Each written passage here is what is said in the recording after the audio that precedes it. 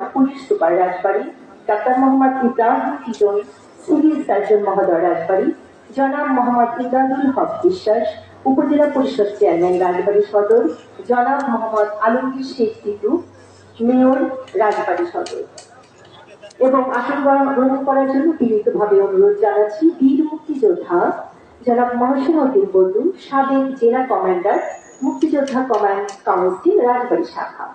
বীর মুক্তিযোদ্ধা মোহাম্মদ আমজাদ হোসেন মন্টু, সাবেক জেলা কমান্ডার, মুক্তিযোদ্ধা কমান্ড কাউন্সিল রাজবাড়ী শাখা। বীর মুক্তিযোদ্ধা সিরাজ আহমেদ, যুদ্ধকালীন কমান্ডার। বীর মুক্তিযোদ্ধা মোহাম্মদ আবুল হোসেন, সাবেক জেলা কমান্ডার, মুক্তিযোদ্ধা কমান্ড কাউন্সিল রাজবাড়ী শাখা।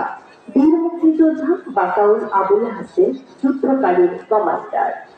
শ্রদ্ধেয় বীর সন্তানেরা, আজ এই অনুষ্ঠান উপস্থাপনায় আমি শামীমা আক্তার মুন্নু, আপনাদের সন্তান।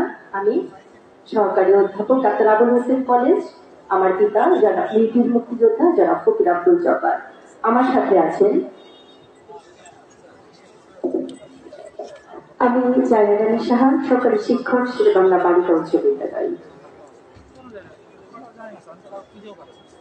আপনাদের সকলকে সশ্রদ্ধ অভিবাদন। বসেন বসেন, সামনে দাও, আরো চেয়ার দাও, সামনে দাও, সামনে।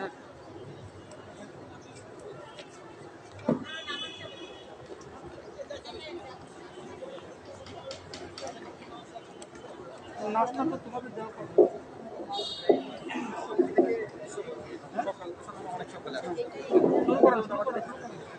চলতেই থাকে, সেই জন্য নাস্তা কারো সঙ্গে হওয়া।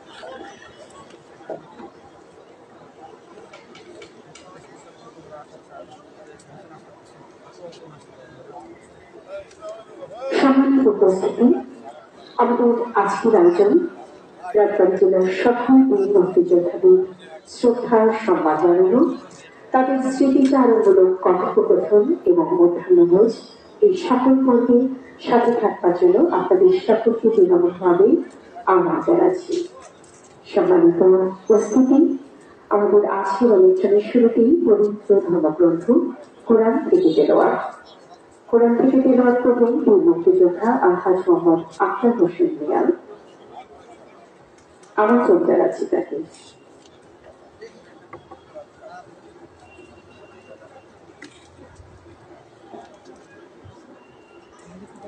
পবিত্র কোরআন শরীফ হতে তাদের তেলাওয়াত করবেন বীর মুক্তিযোদ্ধা আলহাজ মোহাম্মদ আখতার হোসেন মিয়াল।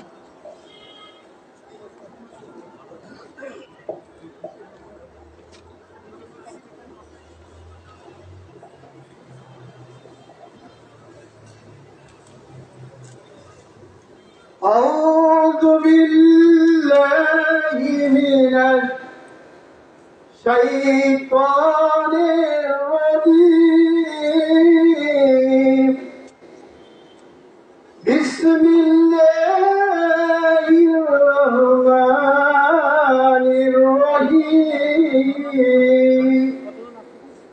يا أيها الذين آمنوا إذا نوديت الصلاة من يوم الجمعة فاسعوا إلى ذكر الله ذروا البيع ذلكم خير لكم إن كنتم تعلمون.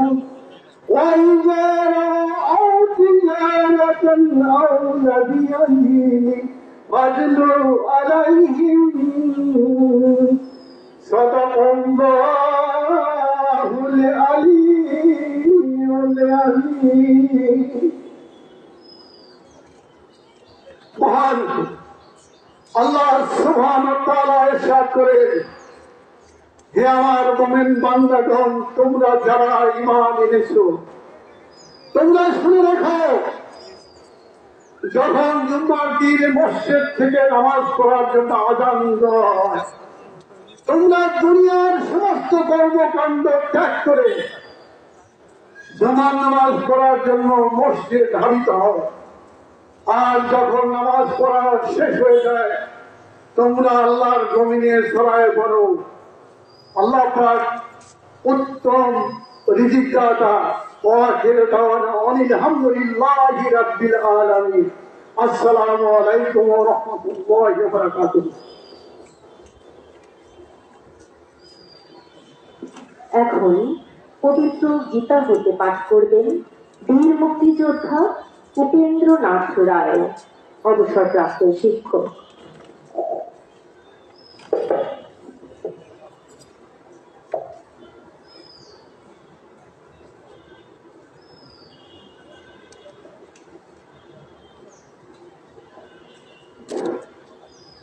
नमस्कार। ओम तत्सत्। श्रीमद्भागवत गीता नारायणं नमस्कृतं नरस्यैव नरोत्तमं देवीं सरस्वतीं व्यासं ततो जयमुदीरये।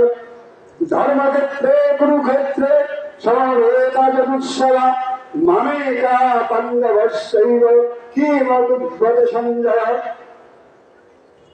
मूकं करोति वाचालं पङ्गुं लङ्घयते यत्कृपातमहं वन्दे परमानन्द माधवम्। यदा यदा हि धर्मस्य ग्लानिर्भवति भारत अभ्युत्थानं धर्मस्य तदात्मानं परित्राणाय साधूनां विनाशाय च दुष्कृतां धर्म संस्थापनार्थं संभावामि युगे युगे। ओम शांति ओम शांति ओम शांति। जगतेर समस्त प्राणीकुलेर উপর শান্তি বর্ষিত হোক। নমস্কার।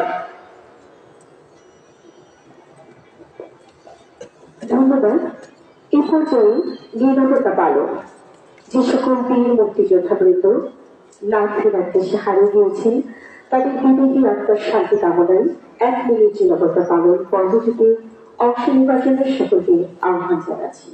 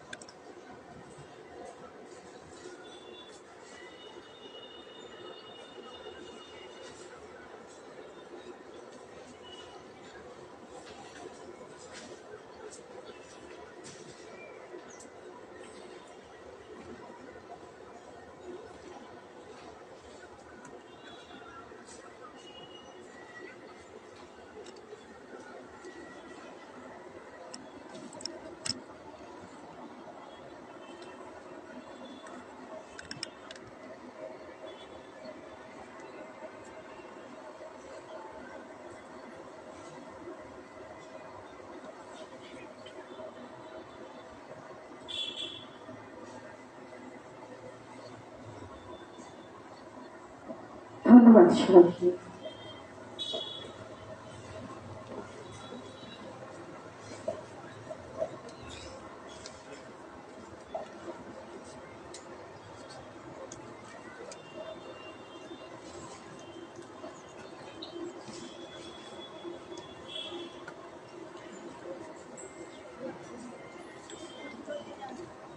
এই পর্বে আমাদের আয়োজনে থাকছি বীর মুক্তিযোদ্ধা ও তাদের পরিবার পরিজন বর্গকে ফুলের শুভেচ্ছায় অভিষিক্ত করা। পর্বটি পরিচালনার জন্য আমি সনির্বন্ধ অনুরোধ করেছি আমাদের আজকের আয়োজনের সম্মানিত সভাপতি জনাব দিলশাদ বেগম, জেলা প্রশাসক রাজবাড়ী মহোদয় এবং রাজবাড়ী জেলা প্রশাসনের অন্যান্য কর্মকর্তাবৃন্দকে।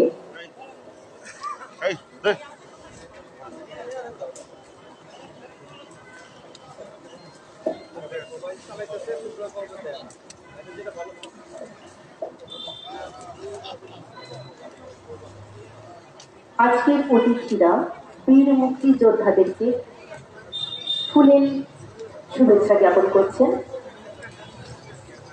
আমরা দেখতে পাচ্ছি জেলা প্রশাসক, পুলিশ সুপার মহোদয় মঞ্চ উপবিষ্ট সকল বীর মুক্তিযোদ্ধাদেরকে ফুলের শুভেচ্ছা পৌঁছে দিচ্ছেন।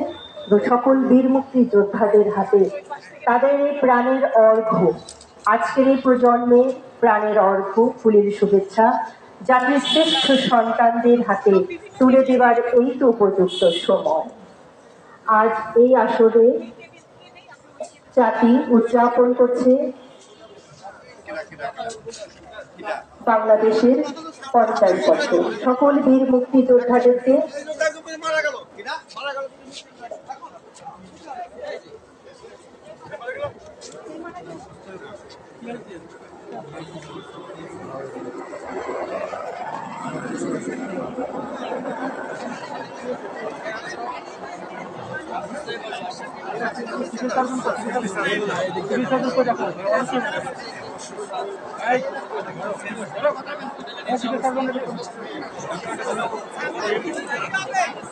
আমি ফোন দিচ্ছি আমার ফোন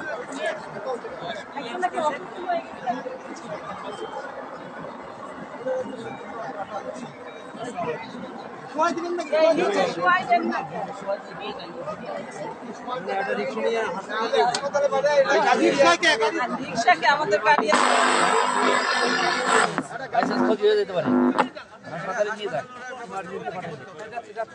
বলে করে না নিয়ে যায় পাঠিয়ে দুইজন ধরে নিয়ে গেলেই তো হয় পায়ে সবাই মিলে ধরো ধরে ওই গাড়িতে নাও চলে এদিকে সরো জলদি সরো এদিক দিয়ে ধরো ওদিক দিয়ে প্রসাদ ওদিকে এই যে ওনার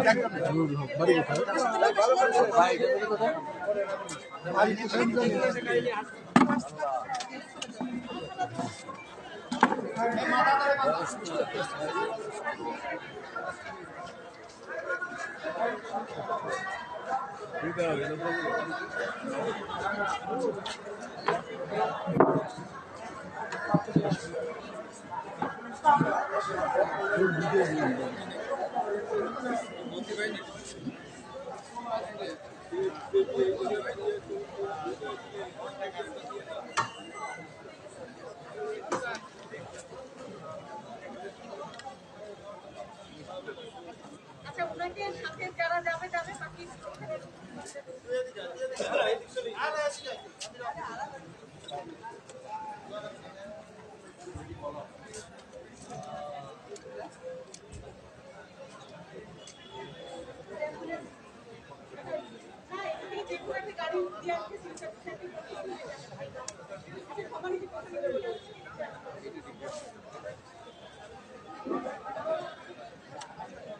শ্রদ্ধেয়, আমাদের মাঝে একজন বীর সন্তান একটু অসুস্থ বোধ করছেন। খুব দ্রুততার সাথে তাকে হাসপাতালে পাঠানো হয়েছে। মহান সৃষ্টিকর্তার কাছে দোয়া তুলে মোনাজাত করি, দোয়া করি হৃদয়ের অন্তঃস্থল থেকে তিনি যেন দ্রুত সুস্থ হয়ে আমাদের মাঝে আবার ফিরে আসেন। আমাদের মাঝে আসছে প্রধান অতিথি জনাব বীর মুক্তিযোদ্ধা জনাব জিল্লুল হাকিম, মাননীয় জাতীয় সংসদ সদস্য রাজবাড়ী 2 আসন। জেলা প্রশাসনের পক্ষ থেকে বীর মুক্তিযোদ্ধাকে আজকে প্রধান অতিথিকে ফুলের শুভেচ্ছা জ্ঞাপন করা হলো।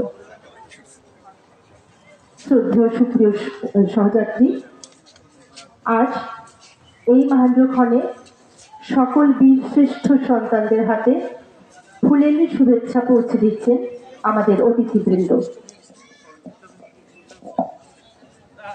বাঙালি জাতির হাজার বছরের শ্রেষ্ঠ সময় 1971, শ্রেষ্ঠ অর্জন স্বাধীনতা, সর্বকালীন সর্বশ্রেষ্ঠ সন্তান 71-এর মুক্তিযোদ্ধারা। একটি জাতির ভাগ্যে হাজার বছরেও এমন সুযোগ আসে না। 71-এ যা এসেছিল বাঙালির জীবনে, জাতির শ্রেষ্ঠ অর্জন স্বাধীনতার জন্য হাজার হাজার মুক্তিযোদ্ধা বুকের তাজা রক্ত ফেলে দিয়েছেন মাতৃভূমির সবুজ শ্যামল মাটিতে। এ পর্বে জাতির শ্রেষ্ঠ সন্তান বীর মুক্তিযোদ্ধা ও তাদের পরিবার পরিজনদের ফুলের শুভেচ্ছায় অভিষিক্ত করা হচ্ছে।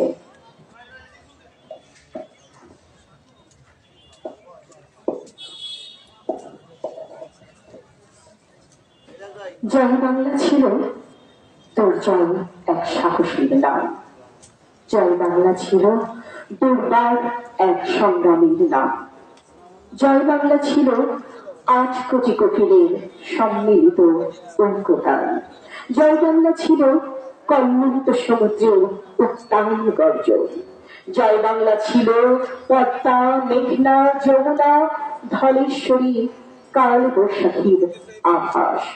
জয় বাংলা ছিল ঝড়ের আগের মাধুরী ধ্বনি, আমিরামি হাত।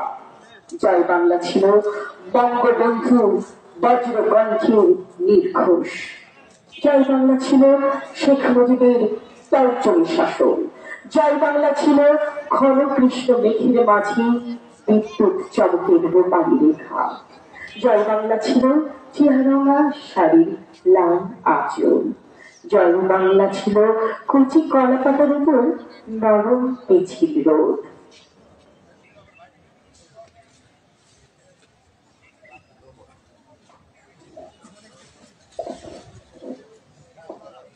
ধন্যবাদ। এ পর্যায়ে বক্তব্য রাখছেন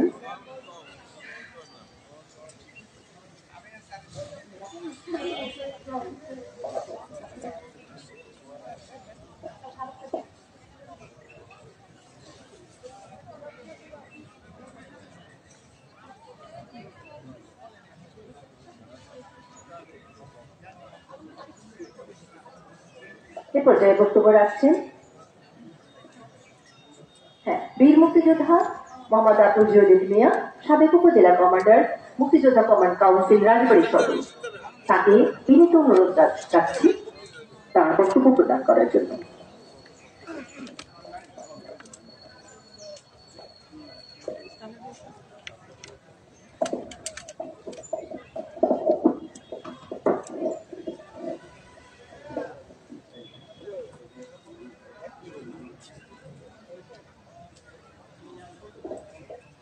বিসমিল্লাহির রহমানির রহিম। আজকে স্বাধীনতার 50 বছর পূর্তিতে সুবর্ণ জয়ন্তী, জাতির জনক বঙ্গবন্ধু শেখ মুজিবুর রহমানের শতবার্ষিকী উদযাপন উপলক্ষে মুক্তিযোদ্ধাদের এই মহান বিজয় দিবসে সম্বর্ধনা অনুষ্ঠানের শ্রদ্ধাভাজন সভাপতি, রাজবাড়ীর সুযোগ্য জেলা প্রশাসক, আজকের অনুষ্ঠানের প্রধান অতিথি বীর মুক্তিযোদ্ধা জিলুল হাকিম, রাজবাড়ী 2 আসনের সাংসদ মহোদয়, মঞ্চে উপস্থিত পুলিশ সুপার মহোদয়, মঞ্চে উপস্থিত বীর মুক্তিযোদ্ধা ফকির আব্দুল জব্বার, জেলা পরিষদের চেয়ারম্যান, মঞ্চে উপস্থিত সাবেক জেলা কমান্ডার সহ রাজবাড়ীর সুনামধন্য যুদ্ধকালীন কমান্ডার দ্বয় এবং আরেকজন সাবেক কমান্ডার আছেন আবুল হোসেন মঞ্চে, এবং অন্যান্য যারা মঞ্চে আছেন সবারই প্রতি সালাম। আজকে আমরা এখানে হাজির হয়েছি, আমাদের মুক্তিযোদ্ধাদের সম্মাননা দেওয়া হচ্ছে তাই হাজির হয়েছি।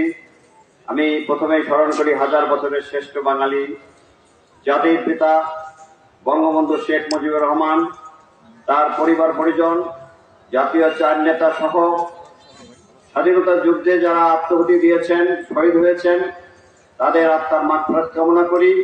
সেই সাথে সাথে এই 50 বছরে যত মুক্তিযোদ্ধা আমাদের থেকে বিদায় নিয়েছে তাদের আত্মার মাগফিরাত কামনা করি। কারণ আমাদের এখন বয়স হয়েছে, আমাদের যাবার পালা। কিছুক্ষণ আগেই আমাদের একজন অসুস্থ হয়েছিল, তাকে হাসপাতালে পাঠানো হয়েছে। সবাই দোয়া করেন আল্লাহ যেন তাকে সুস্থভাবে আমাদের মাঝে ফেরত দেন। আমি বলতে চাই যে আমাদের বছরে 2 বার এই সম্মাননা দেওয়া হয়। আমি একটা দাবি রাখবো প্রশাসকের কাছে, জেলা প্রশাসকের কাছে, যে আমাদের যে সম্মাননা দেওয়া হয় এটা যাই দেন, এটা পার্শ্ববর্তী অনেক, যে আমার কাছে অনেক মুক্তিযোদ্ধারা বলে পার্শ্ববর্তী অনেক জেলার চেয়ে আমাদের মানটা নাকি খারাপ হয়। আমি দাবি করি আগামীতে পার্শ্ববর্তী যেরকম ফরিদপুর, কুষ্টিয়া, মাগুরা এই সমস্ত জেলার সাথে সমন্বয় করে, আমাদের তো বৎসরে 2 দিনই দেন, সমন্বয় করে দিলে সমস্ত মুক্তিযোদ্ধারা বলতে পারে যে আপনারও দিয়েছে আমাদেরও দিয়েছে। আমাদের মুক্তিযোদ্ধারা যেরকম সুলতানপুরের সাথে ফরিদপুরের গ্রুপের সব যোগাযোগ, ওরা জানে যে কিভাবে দেয়, সেখানে আমাদের একটু বলবো না কেন, এটা দাবি রাখলাম। আর আমি বক্তব্য দিব না, আমি একটা কথাই বলতে চাই, আমার জাতির পিতার কন্যা, সুযোগ্য প্রধানমন্ত্রী, যিনি আমাদের দেশকে, জাতিকে এগিয়ে নিয়ে যাচ্ছেন, সেই সাথে সাথে মুক্তিযোদ্ধাদের যে অবদান দিয়েছে তার ঋণ শোধ করার নয়, তার হাতকে শক্তিশালী করার জন্য মুক্তিযোদ্ধা এবং মুক্তিযোদ্ধা পরিবার এবং মুক্তিযোদ্ধা সন্তানদের কাছে অনুরোধ করব, যা যা করণীয় আপনারা সব করবেন আমার জাতির পিতার কন্যা প্রধানমন্ত্রী শেখ হাসিনার হাতকে শক্তিশালী করার জন্য, এই দাবি রাখি। সেই সাথে আমি একটা কথা বলতে চাই, আজকে বিকাল 4টায় রেলওয়ে ময়দানে আব্দুল আজিজ খুশি রেলওয়ে ময়দানে প্রধানমন্ত্রীর একটা অনুষ্ঠান আছে, শপথ গ্রহণ। সেই অনুষ্ঠানে মুক্তিযোদ্ধা বা মুক্তিযোদ্ধার পরিবারেরা সবাই 4টার সময় হাজির হবেন দয়া করে। কারণ কি, শেখ হাসিনা আমাদের না চাইতেই অনেক কিছু দেন, অতএব উনি যা করেন সেটা আমাদের সেই ডাকে সাড়া দেওয়া উচিত। আজকে আমি আশা করব মুক্তিযোদ্ধারা এখানে সবাই হাজির হবেন এবং পরিবারের লোকজন যারা আছেন সবাই হাজির হবেন। আমি আর বক্তব্য বাড়াবো না, অনেক লোক আছে বক্তব্য দেওয়ার। সবারই সুস্বাস্থ্য দীর্ঘায়ু কামনা করি। আল্লাহ যেন আমাদের এই যাত্রা শুভ করুক এবং আজকের এই প্রোগ্রামটা, এইটা এবং 4টার প্রোগ্রামটা যেন সঠিকভাবে হয়, রাজবাড়ী জেলার মান অক্ষুণ্ণ থাকে, এই জন্য আপনাদের কাছে দাবি রাখি। আল্লাহ এই করোনা থেকে আমাদের রেহাই দিয়েছে, আগামীতে যে করোনা আসছে ওমিক্রন, এটার থেকেও যেন আমরা রেহাই পাই। সবাই সবার জন্য দোয়া করবেন। আল্লাহ হাফেজ। জয় বাংলা, জয় বঙ্গবন্ধু, জয় হোক এদের মেহনতি মানুষের। ছড়িয়ে দাও বিজয়ের উচ্ছ্বাস। সম্মানিত উপস্থিতি, এই পর্যায়ে বক্তব্য প্রদানের জন্য আমন্ত্রণ জানাচ্ছি বীর মুক্তিযোদ্ধা বাকাউল আবুল হাসিম যুদ্ধকালীন কমান্ডার মহোদয়কে।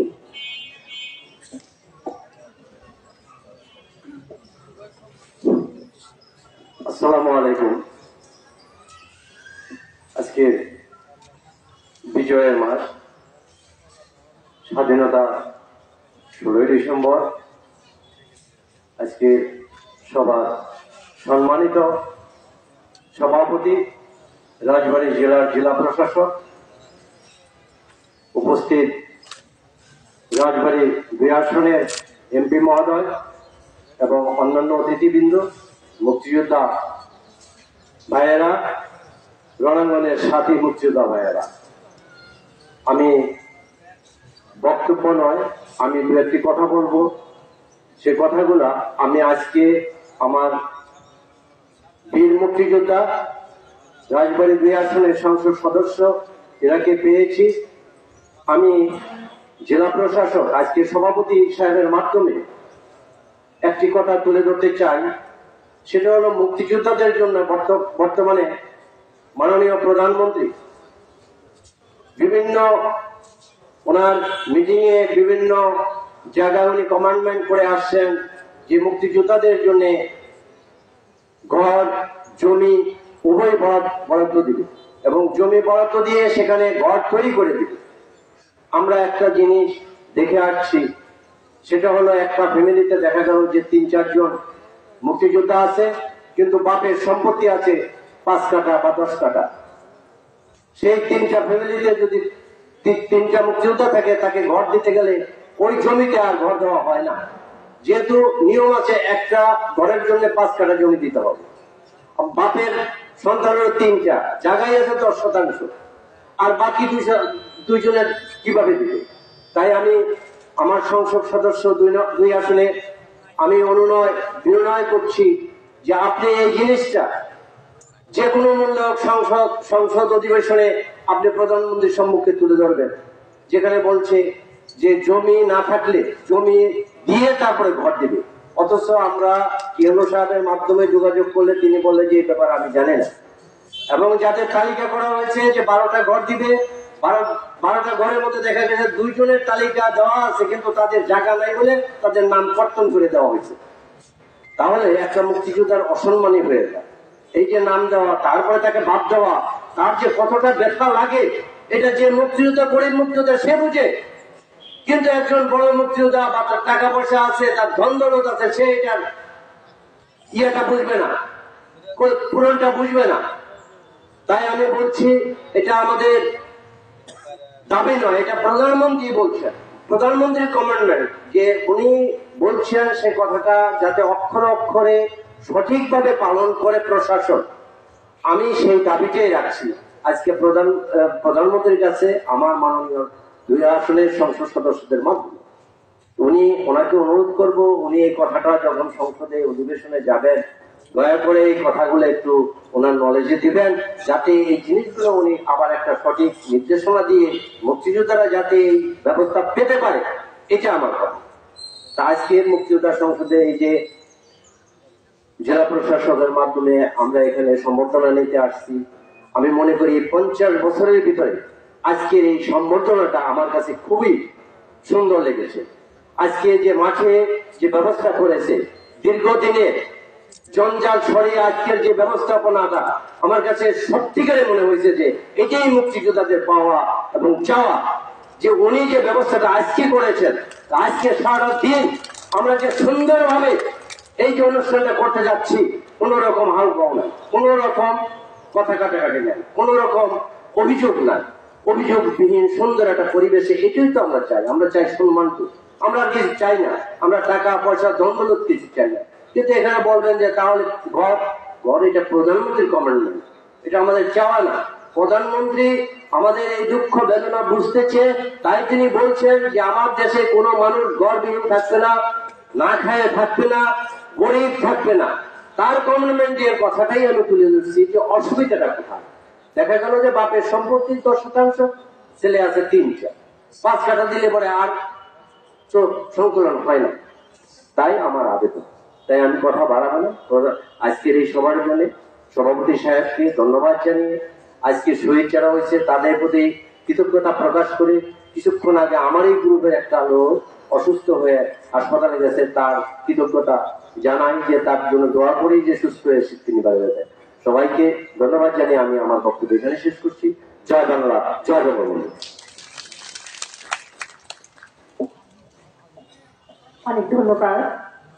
এই পর্যায়ে বিনীতভাবে অনুরোধ জানাচ্ছি বক্তব্য রাখার জন্য বীর মুক্তিযোদ্ধা মোহাম্মদ আবুল হোসেন, সাবেক জেলা কমান্ডার, মুক্তিযোদ্ধা কমান্ড কাউন্সিল, রাজবাড়ী শাখা।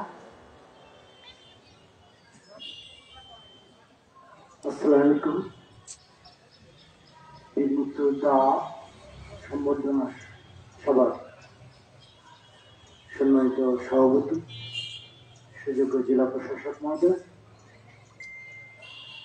এখানে উপস্থিত হয়েছেন আমাদেরই একজন বীর মুক্তিযোদ্ধা এবং যুদ্ধকালীন কমান্ডার, মাননীয় সংসদ সদস্য, আমাদের প্রিয় মানুষ জনাব জিল্লুল হাকিম, আমাদের বীর মুক্তিযোদ্ধা ফকির আব্দুল জব্বার, জেলা পরিষদের চেয়ারম্যান মহোদয়,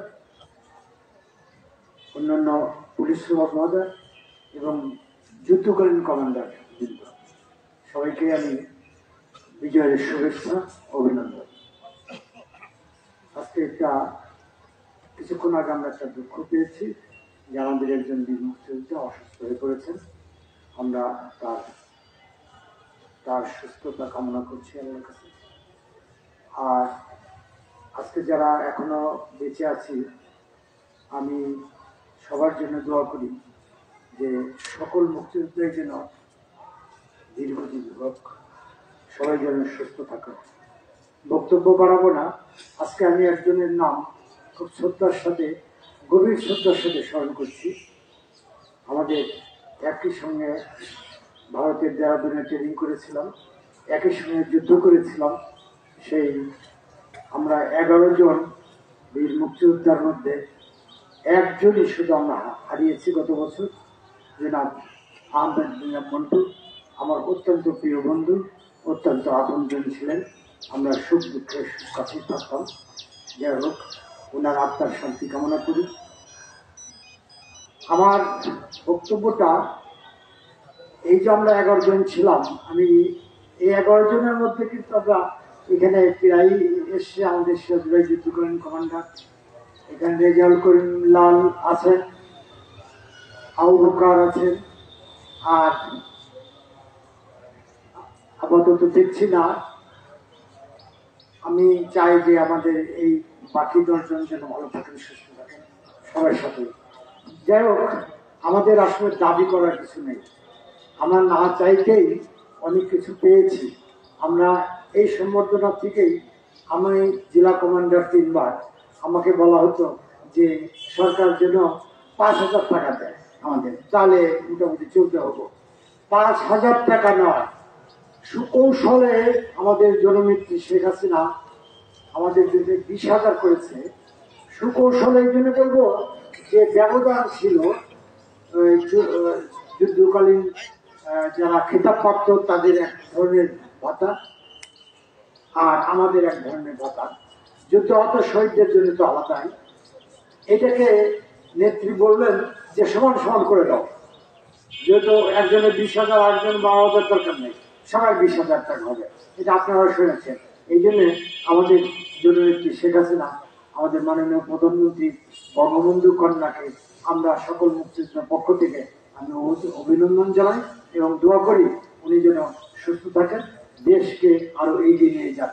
আমি শ্রদ্ধার সাথে স্মরণ করছি আমাদের 1000 বছরের শ্রেষ্ঠ বাঙালি জাতির জন্য বঙ্গবন্ধু শেখ মুজিব সহ সকল শহীদদের, বঙ্গবন্ধুর পরিবারের সদস্য যারা শহীদ হয়েছেন, জাতীয় চার নেতা এবং সকল বীর মুক্তিযোদ্ধা, শহীদ বীর মুক্তিযোদ্ধা ভাইদের আত্মার প্রতি শান্তি কামনা করে আমি আমার বক্তব্য শেষ করছি। সবাই ভালো থাকবেন, সুস্থ থাকবেন। জয় বাংলা, জয় বঙ্গবন্ধু। অনেক ধন্যবাদ। জাতিপিতা বঙ্গবন্ধু শেখ মুজিবুর রহমানের আহ্বানে সাড়া দিয়ে আপনারা দেশ স্বাধীন করেছিলেন। তিনি বলেছিলেন ঘরে ঘরে দুর্গ করে তোল। তাঁরই সুযোগ্য তনয়া মাননীয় প্রধানমন্ত্রী জননেত্রী শেখ হাসিনা মহোদয় আহ্বান জানিয়েছেন এই তার পিতার স্বপ্নের সোনার বাংলাদেশ গঠনে সকলকে এগিয়ে আসছে। আমরা প্রত্যেকে তার আহ্বানে সাড়া দিয়ে এগিয়ে যাচ্ছি। শ্রদ্ধেয়, এ পর্যায়ে বক্তব্য রাখছেন বীর মুক্তিযোদ্ধা সিরাজ আহমেদ, যুদ্ধকালীন কমান্ডার। তাকে বিনীতভাবে অনুরোধ জানাচ্ছি বক্তব্য রাখার জন্য।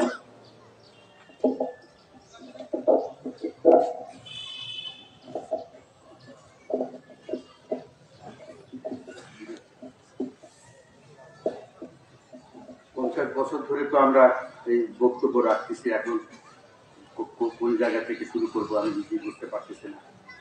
তো আমার 2-3টা ঘটনা আছে। আমি তার আগে আজকে যে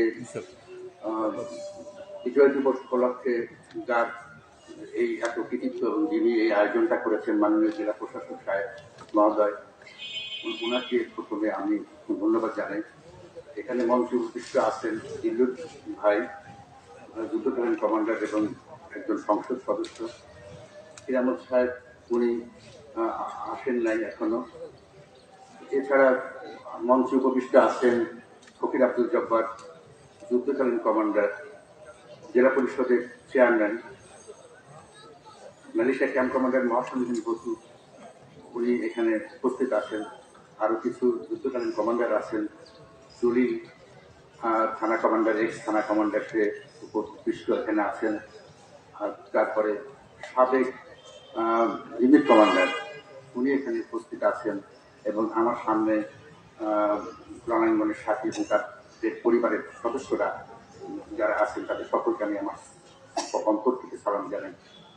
এখানে আমি যে বিষয়টা বলতে চাচ্ছি যে 16ই ডিসেম্বর বাংলাদেশ স্বাধীন হয়েছে, কিন্তু প্রকৃতপক্ষে বঙ্গবন্ধু যতদিন পর্যন্ত আমাদের মাঝে ফিরে না আসছিলেন, ততদিন কিন্তু প্রকৃতপক্ষে আমরা স্বাধীনতা, সত্যিকারের স্বাধীনতা আমরা মানে অনুভব করতে পারতেছিলাম না। তো 10ই জানুয়ারি বঙ্গবন্ধু শেখ মুজিবুর রহমান বাংলাদেশে আসেন। সেই আসার সময়কার কতগুলো ঘটনা আমি সামান্য একটু বলতে চাই। বঙ্গবন্ধু ওই ব্রিটেনে উনি একই কথা ছিলেন যে সরকার যদি অ্যারেঞ্জমেন্ট করেন, সরকার যদি আমার যাওয়ার ব্যবস্থা করেন, তাহলে আমি খুব দ্রুত আমার দেশে আমার জনগণের কাছে আমি ফিরে যেতে চাই। তো যাই হোক, শেষ পর্যন্ত এয়ার ফোর্সের একটা বিমান, খুব রাজকীয় বিমানে করে বঙ্গবন্ধুকে বাংলাদেশের উদ্দেশ্যে রওনা করে দেওয়া হলো। কিন্তু দিল্লি তারা বললো যে প্রথমে বঙ্গবন্ধু আমাদের এখানে থামবেন, তারপরে হচ্ছে ঢাকাতে যাবেন। কোন অবস্থায় তারা এটা মানতে রাজি করছিল না। তারা বলতেছে যে প্রথমে আমাদের এখানে উনি নামবেন। তো যাই হোক, বঙ্গবন্ধু আসতেছেন, দিল্লিতে নামবেন। বঙ্গবন্ধু নামার পর কি কথা বলবেন, কি তার উত্তর হবে, এ সমস্ত নিয়ে তখন ইন্দিরা গান্ধীর নেতৃত্বে যে ক্যাবিনেট এবং অন্যান্য রাজনৈতিক নেতাদের মধ্যে ব্যাপক আলোচনা যে কি কথা উনি বলতে পারেন। তো যাই হোক, ওনার সম্পর্কে খোঁজ খবর নেওয়ার জন্য ওনাদের যে বিভিন্ন সংস্থাগুলো আছে, ইন্দিরা গান্ধী হুকুম দিলেন যে তোমরা আমাকে বলো উনি কি বলতে পারেন, প্রথমে কোন কথাটা উনি আমাদেরকে প্রশ্ন করতে পারেন। সবাই মিলে সম্মিলিতভাবে একটা কথাই বললেন যে উনি প্রথমে যে কথাটা বলবেন সেটা হচ্ছে, আমার দেশ থেকে আপনার দেশের সোলজার কবে ফেরত আসবে, অর্থাৎ আমার দেশে যে আপনার দেশের সেনাবাহিনী যে বাংলাদেশে আছে এরা কবে ভারতে ফেরত আসবে। এই প্রশ্নটা ওরা সম্মতিক্রমে তারা বললো যে এই কথাটা উনি প্রথমে বলবেন। যাই প্রস্তুতি নেওয়া হলো, ক্যাবিনেট প্রস্তুতি নিল। প্রস্তুতিটা হচ্ছে, উত্তরটা হবে এই যে আপনার যে জন্মদিন পাওয়া গেল, কাছাকাছি পাওয়া গেল, আপনার জন্মদিনে আমরা আমাদের সেনাবাহিনী বাংলাদেশ থেকে ভারতে ফেরত আসবে। তো যা হোক, উনি তো দিল্লির পার্লামেন্ট বিমানবন্দরে নামলেন। ওখানে এরকম অ্যারেঞ্জমেন্ট করা হয়েছিল, বিরাট আয়োজন, যে ওখানে একটা জনসভা মতো হবে। সেই জনসভায় বঙ্গবন্ধু বক্তব্য দেওয়া শুরু করলেন ইংরেজিতে বক্তব্য দেওয়ার সাথে সাথে সবাই হইচই করে উঠল। তো উনি কিছুই বুঝতে পারতেছিলেন না। তখন ইন্দিরা গান্ধী ওনার মাইক্রোফোনের কাছে গিয়ে বললেন যে আপনি বাংলা বলিয়ে। তো যাই হোক, উনি বাংলায় বক্তব্য রাখা শুরু করলেন। তখন উপস্থিত জনতা খুব খুশি হলেন। অর্থাৎ এখন থেকে 50 বছর আগে ভারতের মানুষ খুব একটা বেশি ইংরেজি জানতো না, সোজা কথা, এবং বাংলা বলার সাথে সাথে তারা খুব খুশি হলো। এই যে মাতৃভাষার ব্যাপারটা, এই মাতৃভাষা বা কাছাকাছি মাতৃভাষা, এর মর্যাদা অনেক, এটা মনের ভাব ব্যক্ত করা যায় এবং এটা আপনার মানুষকে নিজের কথাটা বোঝানো যায় এবং সে নিজেও বোঝে। সেই জন্য বঙ্গবন্ধু বাংলা ভাষা পড়ার পর তারা শান্ত হলো। এবং যাই হোক, এয়ারপোর্টে কিন্তু বঙ্গবন্ধু ওই একই কথা প্রশ্ন করছে, ওই একই উত্তর একই জিজ্ঞাসা করছিলেন যে আপনার বিবিগিরি তখন প্রেসিডেন্ট ছিল, হাত হ্যান্ডশেক করে উনি একই কথা বলছিলেন যে আপনার দেশের সোলজার কবে আমার দেশ থেকে ফেরত আসবে। তো এটা হচ্ছে বঙ্গবন্ধুর লিডারশিপটা। আমরা হচ্ছে হতভাগা, কারণ এই লিডারশিপটাকে কাজে লাগাতে পারলাম না। বঙ্গবন্ধুর এই নেতৃত্বটা, এটা আমরা কাজে লাগাতে পারলাম না, যার কারণে আমাদের এই অবস্থা। উনি যদি বেঁচে থাকতেন তাহলে দেশ অনেক অগ্রগতি হতো। উনি যখন রাশিয়াতে গেছিলেন একটা কথাই বলছিলেন, সেই সময় যে কোসিগিনকে বলছিলেন যে আপনাদের যে নেতা, উনি আপনাদের দেশে সমাজতন্ত্র হওয়ার পরে একটা কথাই বলছিলেন যে প্রথম হচ্ছে আমাদের বিদ্যুৎ আইন করতে হবে।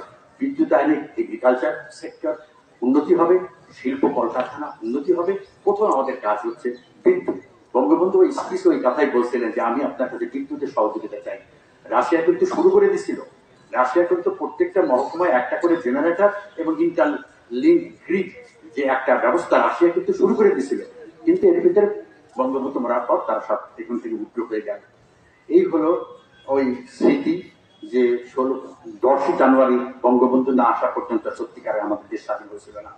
আর যুদ্ধের ঘটনা একটা বলতে চাই, সেটা হচ্ছে যুদ্ধের সময় আমারই একজন খুব ঘনিষ্ঠ হেলালের কথা আমি একটু বলতে চাই। তো হেলাল, আমি ওকে জিজ্ঞাসা করলাম কিছুদিন আগে যে আমি শুনছিলাম যে তুমি যুদ্ধের ভিতরে 1 সুটকেস টাকা থানায় গিয়ে জমা দিচ্ছিলে, এই ঘটনা কি সত্য? হেলাল আমাকে বললো যে হ্যাঁ, ঘটনা সত্য। আমি বললাম তোমার তো অর্থনৈতিক অবস্থা এমন কোনো সচ্ছল না, কোনোদিনও সচ্ছল ছিল না, কিন্তু তুমি এই টাকাটা আমি দিলাম 1 সুটকেস টাকা, যে আমরা তো মুক্তিযোদ্ধা, দেশ স্বাধীন হওয়ার পরে আমাদের আবার টাকার কি প্রয়োজন? গভর্নমেন্টই তো আমাদের দেখবে, সবাই দেখবে, তো টাকা দিয়ে কি করবো? আমি এক সুটকেস কি কি নোট ছিল তখন বললো যে ও অবশ্য বলছে 500 টাকার নোট এবং 100 টাকার নোট। আমি ঠিক মনে নাই যে পাকিস্তান আমলে 500 টাকার নোট ছিল কিনা। সে এক সুটকেস টাকা সে এখানে সে থানাতে জমা দিয়েছিল। পরে কি হয়েছে তা জানি না। আর একটা ঘটনা হচ্ছে কি, আমি যখন 14 তারিখে 14 ডিসেম্বর যখন আমি কামাল ডিভিএস এক্সপ্লোশন করি, ওখানে যখন কামাল ডিভিএস ডেমোলেশন করি, সেই সময় একটা ছেলেকে থানা থেকে বেরিয়ে এক সাইকেলের মধ্যে 8-10টা বন্দুক নিয়ে তাকে আমি চলে যেতে দেখছিলাম। যে আমি শুধু চেয়ে দেখলাম, কারণ আমরা তখন ব্যস্ত, ওখানে একটা এক্সপ্লোশন করতে হবে। তো যাই হোক, তো আমি বেশি কথা বলতে চাই না। আমি শুধু মুক্তিযোদ্ধাদের চরিত্রটা তখন এরকমই ছিল, তারা ওই টাকার প্রতি তাদের কোনো ছিল না। পরবর্তীকালে কাজী সাহেব আমাকে সিজার লিস্ট, যেটা কমিটি, সেই সিজার লিস্ট থানা কমিটিতে আমার নাম দিয়েছিলেন এবং চিত্তরঞ্জন গুহকে নাম দিয়েছিলেন। আমরা যে থানাতে দেখছিলাম শুধু পুরা টিম ছাড়া ওখানে আমাদের কোনো কিছু ছিল না। তো সিজার লিস্টে আমরা দেখলাম যে এই লিস্টে থানায় শুধু পুরা টিম আছে, আর কিছু নাই। অথবা আমাদের এই বন্ধনের কিছু নেই, আমরা ওখান থেকে চলে আসলাম। যাই হোক, আমি আমার এই কিছু অনুভূতি বা দু একটা ঘটনার কথা আপনাদের কাছে বললাম। তো এখানে আমি আমার বক্তব্য শেষ করলাম। আপনাদেরকে ধন্যবাদ জানিয়ে আমি আমার বক্তব্য শেষ করলাম। জয় জগন্নাথ, জয় জগন্নাথ।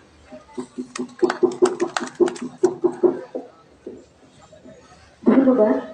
এই পর্যায়ে বিনম্র শ্রদ্ধায় আমন্ত্রণ জানাচ্ছি বীর মুক্তিযোদ্ধা মোহাম্মদ আমজাদ হোসেন মন্টু, সাবেক জেলা কমান্ডার, মুক্তিযোদ্ধা কমান্ড কাউন্সিল, রাজবাড়ী জেলা।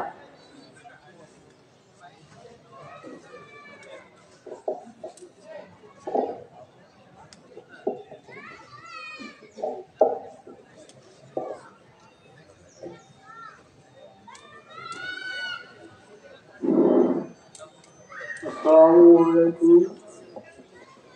16 ডিসেম্বর মহান বিজয় দিবস।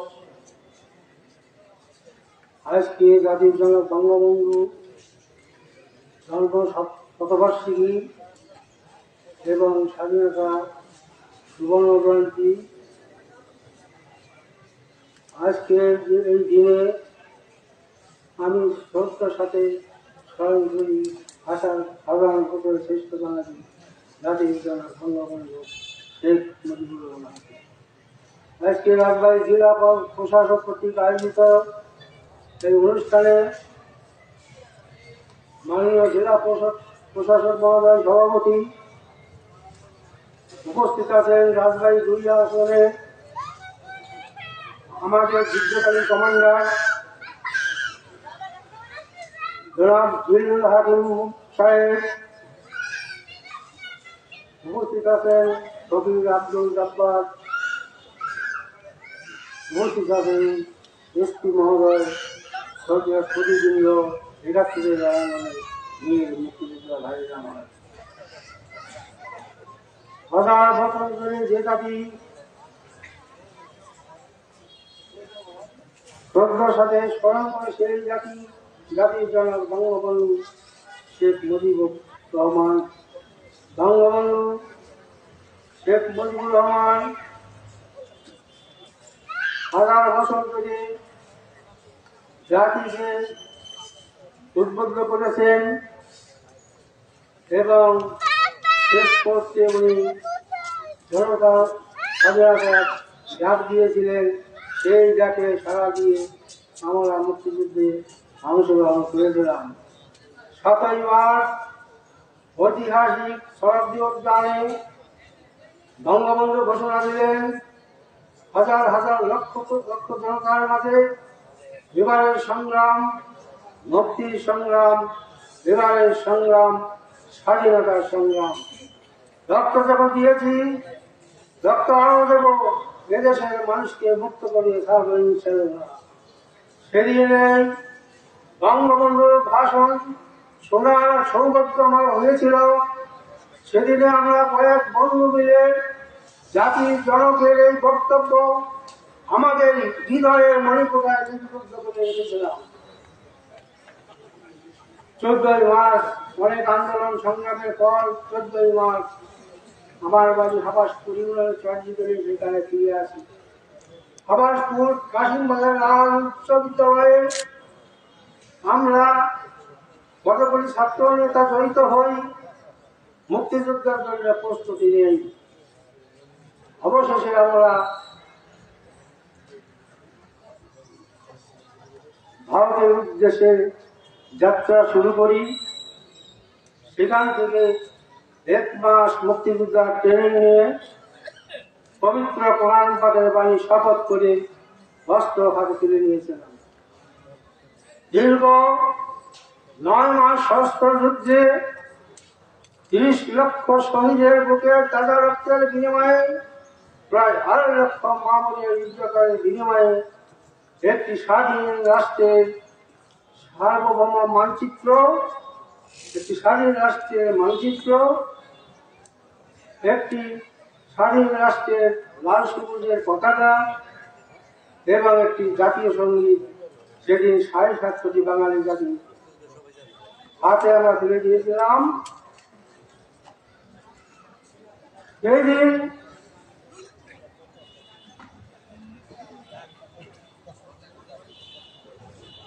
আমি, আমার শারীরিক অবস্থা খারাপ, আমি বেশি কিছু বলতে চাই না। আমি শ্রদ্ধার সাথে স্মরণ করি 1000 বছর শ্রেষ্ঠ বাঙালি জাতির জনক বঙ্গবন্ধু এবং আমার মুক্তিযোদ্ধা ভাইদের সবাইকে সংগ্রামী অভিনন্দন জানিয়ে আমি আমার বক্তব্য সেখানে শেষ করছি। জয় বাংলা, জয় বঙ্গবন্ধু, জয় বঙ্গবন্ধু বাসী।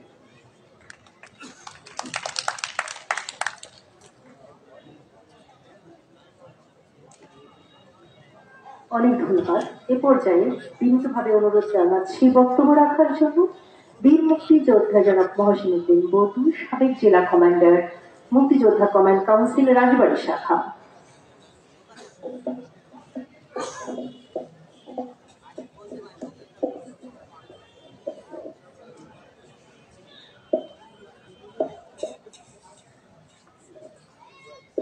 আসসালামু আলাইকুম। দেখতে দেখতে মুক্তিযুদ্ধ 35টি বছর পার হয়ে গেছে। আজকে আমরা এখানে সুবর্ণ জয়ন্তী পালন করছি এবং বঙ্গবন্ধুর শতবর্ষ বার্ষিকী পালন করছি। আজকে এই সম্বর্ধনা অনুষ্ঠানে সম্মানিত সভাপতি, আমাদের অত্যন্ত প্রিয় জেলা প্রশাসক মহোদয়, এখানে উপস্থিত আছেন আমাদের যুদ্ধকালীন কমান্ডার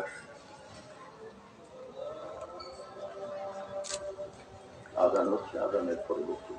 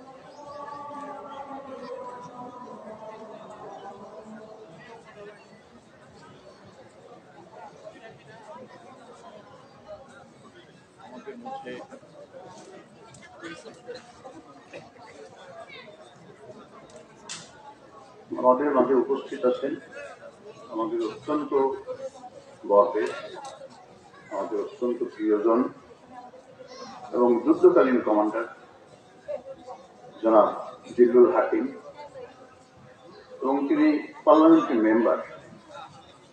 আমরা তার জন্য গর্ববোধ করি। এখানে উপস্থিত আছেন আমাদের পুলিশ সুপার মহোদয়, যুদ্ধকালীন কমান্ডার, এবং আমার সম্মুখে রণাঙ্গনের সাথী ভাই ও বোনেরা এবং তাদের পরিবারের সদস্য বৃন্দ, আসসালামু আলাইকুম।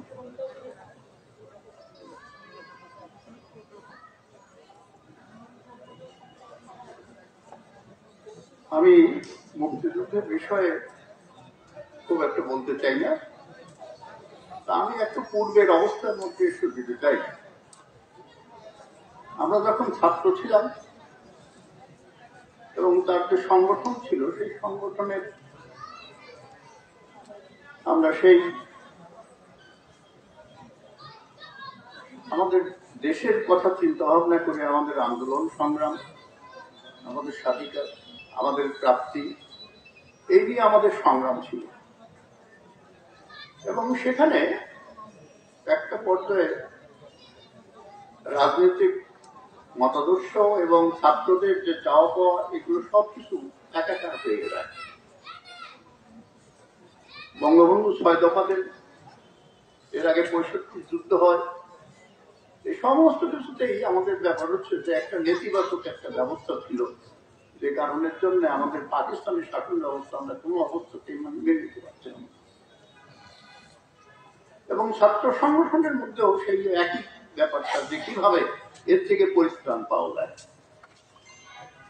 এবং তখন এই বাংলাদেশের মধ্যে যতগুলো শিক্ষা প্রতিষ্ঠান ছিল, তার যে সংসদ ছিল, তার যেখানে নির্বাচনগুলো হতো, তার মধ্যে রাজবাড়ি ছিল অনন্য।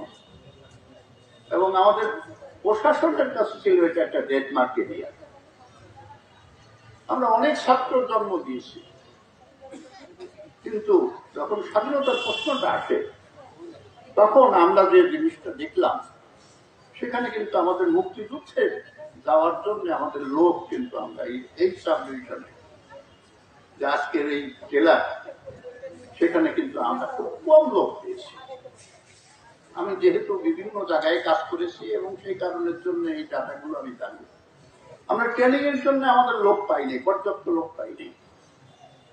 আমি ইন্ডাকশন ক্যাম্পের অফিসার এসেছিলাম বয়রা, এই ফরিদপুর জেলার দায়িত্ব ছিল আমার উপরে। এবং সেখানে রাজবাড়ির ব্যাপারে, রাজবাড়ির একটা টিম গঠন করবো, তার জন্য লোক পাই না। দুইটার দল এখানে আসে, এবং সেই দুইটা দলেরও সেখানে যে সম্পূর্ণ একটা টিম গঠন করতে গেলে যে লোক সংখ্যা দরকার হয়, সেই সংখ্যাটা পাইনি। ঠিক মজিদ বাহিনী তো কিন্তু একই অবস্থা। এটা ছিল হচ্ছে আমাদের মুক্তিযুদ্ধের চলাকালীন সময় একটা চিত্র। অথচ আজকে যে আমি যেটা দেখি, আমরা যেটা দেখি এখন, আমাদের মুক্তিযোদ্ধা কিন্তু কোনো কমতি নেই, অনেক মুক্তিযোদ্ধা। এত মুক্তিযোদ্ধা কিভাবে হইল? তারপরে একটা জিনিস হচ্ছে যে মুক্তিযুদ্ধ হবে না কেন, হতে পারে, সেখানে যুদ্ধের ক্ষেত্রগুলো থাকতে হবে, এবং সেই যুদ্ধের মধ্যে দিয়ে সেখানে মুক্তিযুদ্ধ সৃষ্টি হয়ে যেতে হবে, এবং সেখানে কিন্তু সেই আলামতগুলো নাই। কিন্তু যাই হোক, আমরা যে জিনিসটা চেয়েছিলাম সেটা হচ্ছে যে এদেশের মুক্তি, অর্থনৈতিক মুক্তি, সার্বিক মানুষের মুক্তি। আমরা এই মুক্তিযুদ্ধের একক মুক্তির জন্য না, কিন্তু আমার ভালো হয়ে গেল, আমারই হয়ে গেল, এটা কিন্তু এটা আমরা চাইনি। আমরা চাইছি দেশের উন্নয়ন। সম্ভবভাবে আমিও, আমার সক্ষমতা ছিল, আমি সেখানে আমার শ্রম দিয়েছি। এদেশের স্বাধীনতার জন্য সকলেই শ্রম দিয়েছে, সকলের পক্ষে ছিল, যে কারণের জন্য আমাদের কোনো অসুবিধা হতে পারে না। আমাদেরকে ওদের ঘরের মধ্যে পর্যন্ত দিছে, টাকা দিয়ে আমাদেরকে রেখেছে, তারা আমাদেরকে খাবার দিয়েছে, জনগণই আমাদের তারাও মানে মুক্তিযুদ্ধের পক্ষে ছিল, বিধায় এই কাজগুলো আমাদের জন্য সহজ হয়েছে। তো আজকে বঙ্গবন্ধু 7ই মার্চের যে ভাষণটা দিয়েছিলেন, সেই ভাষণে যেটা দিয়েছিল এবারের সংগ্রাম মুক্তির সংগ্রাম, এবারের সংগ্রাম স্বাধীনতার সংগ্রাম। ওনারা বর্তমানে আমরা কিন্তু দেশবাসী আমরা সেটা পূরণ করেছি। তারপরে উনি যখন সরকার গঠন করলেন, তারপরে উনি দ্বিতীয় বিপ্লবের ডাক দিয়েছিলেন। এই দ্বিতীয় বিপ্লবের ডাকটা ছিল হচ্ছে অর্থনৈতিক মুক্তি, এবং প্রাথমিক যে অর্থনৈতিক মুক্তি যেটা দিয়েছিলেন সেটা হচ্ছে কৃষকের জন্য, কৃষক শ্রমিক আমার দেশে, এর জন্য তিনি ডাক দিয়েছেন। কিন্তু এই যে অ্যাবসেন্ট আমাদের, এটা কিন্তু আমরা এই পথে এখন আমরা হাঁটি নাই। তো উনি একটা আমরা অল্প কিছু জেনেছিলাম, সেটা হচ্ছে যে দ্বিতীয় বিপ্লবের যে ইয়ে ছিল, এটা ছিল কৃষি বিপ্লব। সমবায়ের মাধ্যমে কৃষি, এবং আমাদের দেশের কৃষক অত্যন্ত গরিব, তারা যোগান দিতে পারে না, ঠিক মতো চাষবাস করতে পারে না, ফসল উৎপাদন করতে পারে না। সেই কারণের জন্য 3টে সংস্থা এখানে রাখা হয়েছিল। যে জমির মালিক, যারা বর্গা চাষি, যাদের জমি নাই, তারা মাঠে কাজ করবে, আর একটা হচ্ছে ব্যাংক সেখানে লগ্নি করবে। এই 3টের মাধ্যমে, সমবায়ের মাধ্যমে এই আমাদের দেশের কৃষি বিপ্লবটা হবে। কিন্তু বঙ্গবন্ধু মারা যাওয়ার কারণের জন্য আমরা এটা আর সেটা হতে পারলো না। তো সেটা যদি হয়ে যেত, তাহলে অর্থনৈতিক মুক্তি যদি এসে যেত, তাহলে সেখানে মুক্তিযোদ্ধা হবে, সেখানে অর্থনৈতিক মুক্তি। আরেকটা জিনিস, মুক্তিযোদ্ধাদেরকে কাছে অস্ত্র নিয়ে 3 মাস রেখে তাদেরকে বাড়ি পাঠাইতে হবে। আমরা ছিলাম টকবগে যুবক, আমাদের ছিল অপরন্ত শক্তি, আমাদেরকে কোনো কাজে লাগায় এমন হয়নি। আমরা কাজ চেয়েছিলাম, দেশের জন্য আমাদের কাজ, খালি মুক্তিযুদ্ধ না, মুক্তিযুদ্ধের পরবর্তীতে দেশের জন্য আমরা কাজ চেয়েছিলাম, কিন্তু দুর্ভাগ্য আমাদেরকে কাজে লাগানো হয়নি। আজকে ভাতা দিয়ে কেমন করে চলে, ভাতা দিয়ে তো আসলে আজকে আমরা বৃদ্ধ হয়ে গেছি। আজকে তো আমাদের এখন এই যে একটু আগে আমাদের এক সহযোদ্ধা মৃত্যুর কোলে ঢেকে পড়ছিল, তাকে পাঠাই দেওয়া হচ্ছে, জানি না সে ফিরে আসবে কিনা। এটা আমাদের সকলের কিন্তু আজকে এই একই অবস্থা।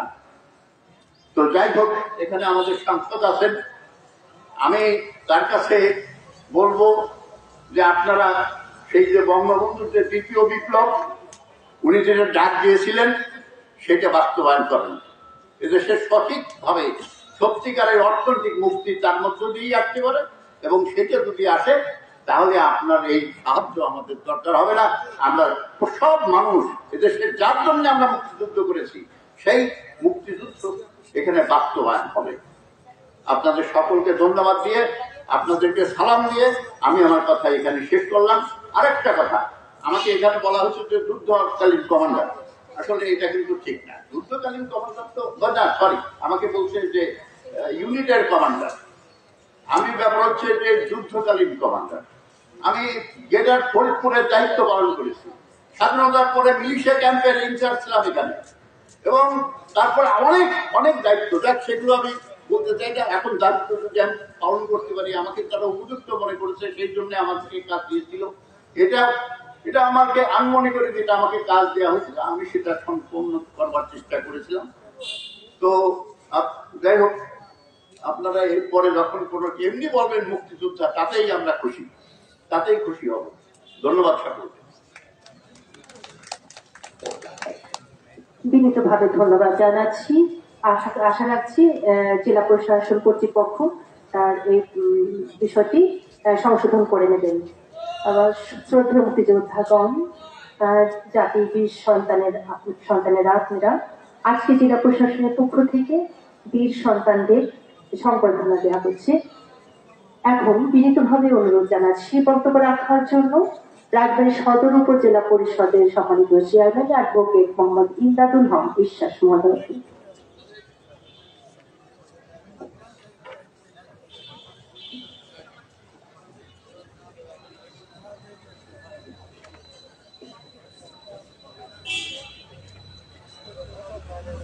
জাতির পিতার জন্ম শতবার্ষিকী পালন, সুবর্ণ জয়ন্তী, মহান বিজয় দিবস এবং জাতির শ্রেষ্ঠ সন্তান বীর মুক্তিযোদ্ধাদের সম্বর্ধনা অনুষ্ঠান।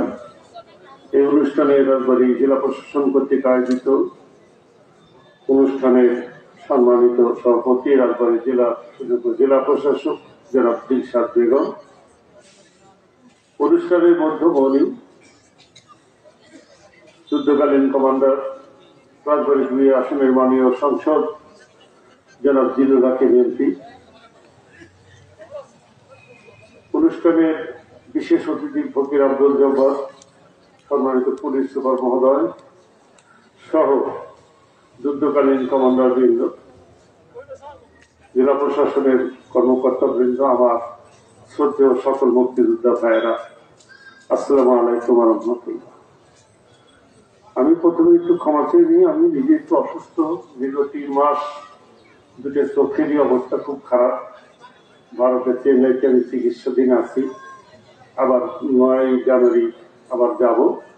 সেজন্য কথা আর বেশি বলতে পারবো না, শুধু একটি বলি, আজকের এই আয়োজন একটি মহৎ আয়োজন। এই জন্য জেলা প্রশাসক মহোদয়কে এই সুন্দর আয়োজনের জন্য আন্তরিক ধন্যবাদ, কৃতজ্ঞতা জানাই।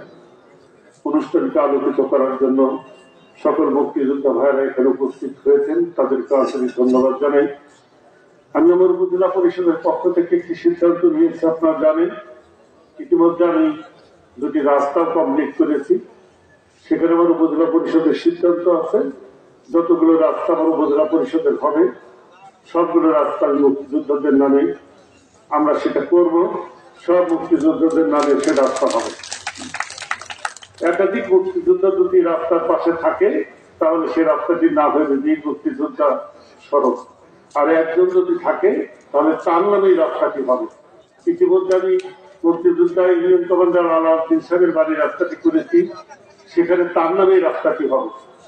যাই হোক, আমার এক মুক্তিযোদ্ধা ভাই এখানে এসে অসুস্থ হয়েছেন, আমরা খবর নিয়েছি তিনি একটু সুস্থতার দিকে যাচ্ছে। আমরা আল্লাহর কাছে প্রার্থনা করে তিনি যেন সুস্থ হয়ে আমাদের মাঝে আবার ফিরে আসেন। পরিশেষে সকলে সুন্দর এবং মঙ্গলময় জীবন কামনা করি। এখানে যারা যুদ্ধকালীন কমান্ডাররা আলোচনা রাখলেন, তাদের আলোচনায় সমৃদ্ধ হওয়ার সুযোগ পেয়ে আমি তাদেরকে আন্তরিক ধন্যবাদ জানাই। অনুষ্ঠানের মধ্যমণি আমাদের বীর মুক্তিযোদ্ধা জনাব জিলুল হাকিম মহোদয় অনুষ্ঠানে সেই অনুষ্ঠানকে গৌরবান্বিত করা, আমি তাকে ধন্যবাদ জানাই। পুলিশ সুপার মহোদয় এবং বীর মুক্তিযোদ্ধা ফকির আব্দুল জব্বার সহ যারা এখানে অতিথি এসে আসছেন সকলকে ধন্যবাদ জানিয়ে আমার বক্তব্য শেষ করছি। জয় বাংলা, জয় বঙ্গবন্ধু।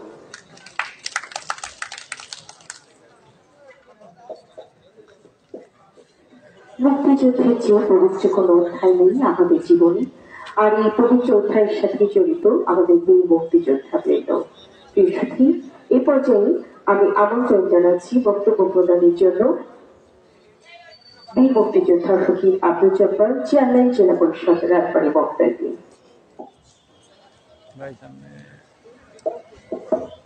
আসসালামু আলাইকুম। শ্রদ্ধেয় সভাপতি,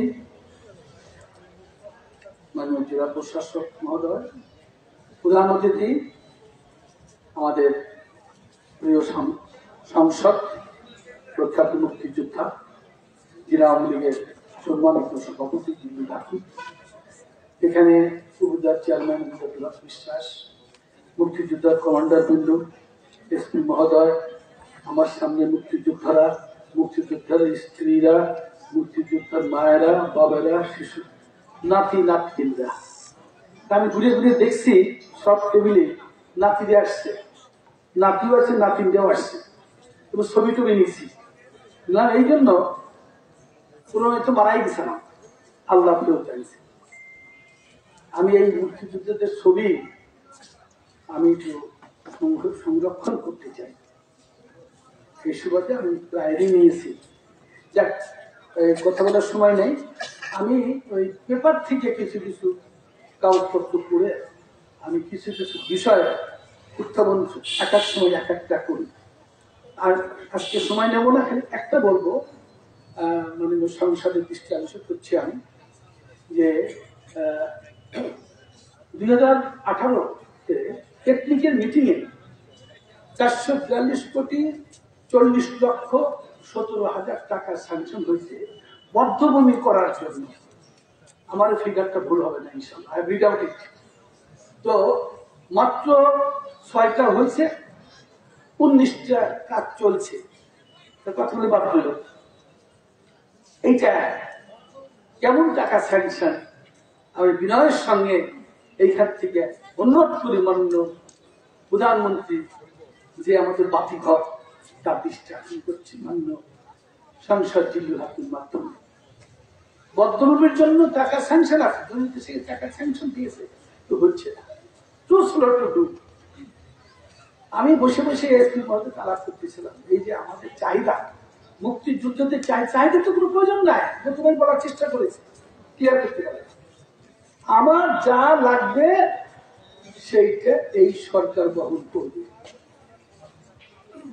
মাসের শেষে এর আগে গত মিটিং আমি বলেছিলাম, দ্বিতীয় মহাযুদ্ধের সময় যারা যুদ্ধ করেছিল তাদেরকে পার্ট টাইম সোলজার বলে আখ্যায়িত করে, যুদ্ধকালীন কমান্ডার, যুদ্ধকালীন মুক্তিযুদ্ধ হিসেবে আখ্যাত করে সমস্ত রিটায়ারমেন্ট যারা যুদ্ধ ছিল সবার সুযোগ সুবিধা দেওয়া হয়েছে। তা আমাদের ছোট্ট দেশ, আমি আবার জমিকে অনুরোধ করি যে আমরা চাওয়ার কোন সময় নেই। বন্ধুভাই বলছে যে এত বুড়ো হয়ে গেছে যে আমাদের ওষুধ কিনতে লাগে মাসে 15-20,000 টাকা। যাও, তারপরে জননেত্রী শেখ হাসিনা একমাত্র লেনওয়ালা, সেই 300 টাকা থেকে শুরু করতে এখন 20,000 টাকা।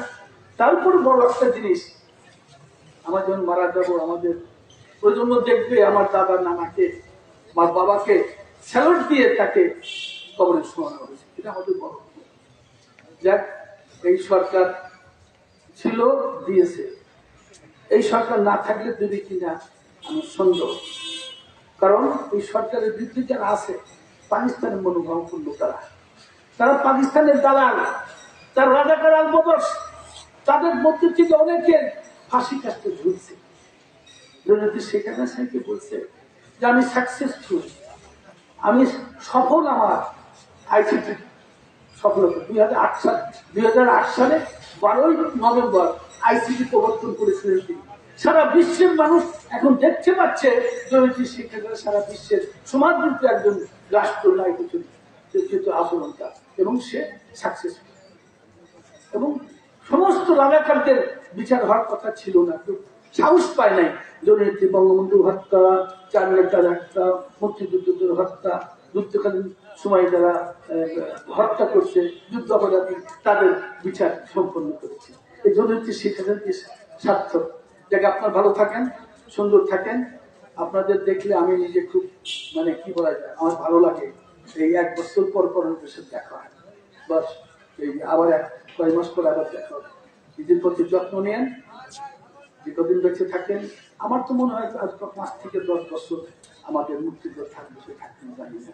এই আমাদের এক মুক্তিযোদ্ধা আহত করছে, এসপি সাহেব খবর নিয়েছেন হাসপাতালে, ডিসি সাহেব খবর নিয়েছেন, ইনশান উনি ভালো আছে, উনি কথা বলতেছে, আমার গার্জিয়ান নিয়ে যেতে চাচ্ছে।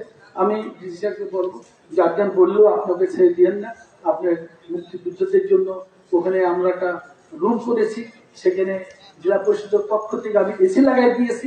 শুধু এখানে না, সারা রাজবাড়ী জেলা 5টা উপজেলা হাসপাতালে আমি মুক্তিযুদ্ধের জন্য জেলা পরিষদের পক্ষ থেকে 5টা এসি আমি লাগিয়ে দিয়েছি, 3টে লাগানো হয়েছে, আর রোববার দিন আরো 2টা লাগবে। আপনার দোয়া করেন আমাদের সুন্দরভাবে কাজ করতে পারে।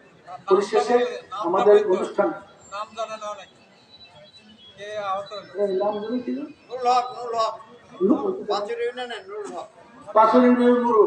তারা 2 ভাই, 3 ভাই মুক্তিযুদ্ধ।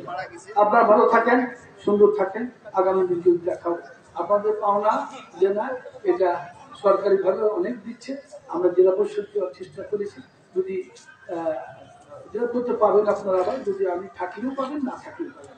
আমার জন্য দোয়া করেন, আর 1 মাস আছি, যদি আল্লাহ জাহের করে আবার আসবো, যদি শেখ হাসিনা রহমত করে, আল্লাহ যদি রহমত করে, তাহলে আমি ফেরত আসবো।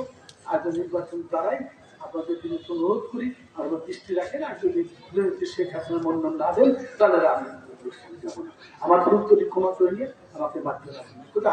জয় বাংলা, জয় বঙ্গবন্ধু। অনেক ধন্যবাদ শ্রদ্ধেয় বীর মুক্তিযোদ্ধাগণ। এ পর্যায়ে আলোচনা করবেন জনাব MM শাকিলুজ্জামান, পুলিশ সুপার মহোদয়। আমি বিনীতভাবে অনুরোধ জানাচ্ছি তার বক্তব্য রাখার জন্য। জনাব MM শাকিলুজ্জামান, পুলিশ সুপার। ধন্যবাদ। বিসমিল্লাহির রহমানির রহিম। জাতির পিতার জন্ম শতবার্ষিকী, মহান স্বাধীনতার সুবর্ণ জয়ন্তী এবং বিজয় দিবস 2016 উপলক্ষে বীর মুক্তিযোদ্ধা গণের এই সংবর্ধনা অনুষ্ঠানে সম্মানিত সভাপতি, রাজবাড়ী জেলার সুযোগ্য জেলা পরিষদ মহোদয় উপস্থিত আছেন, রাজবাড়ী জেলা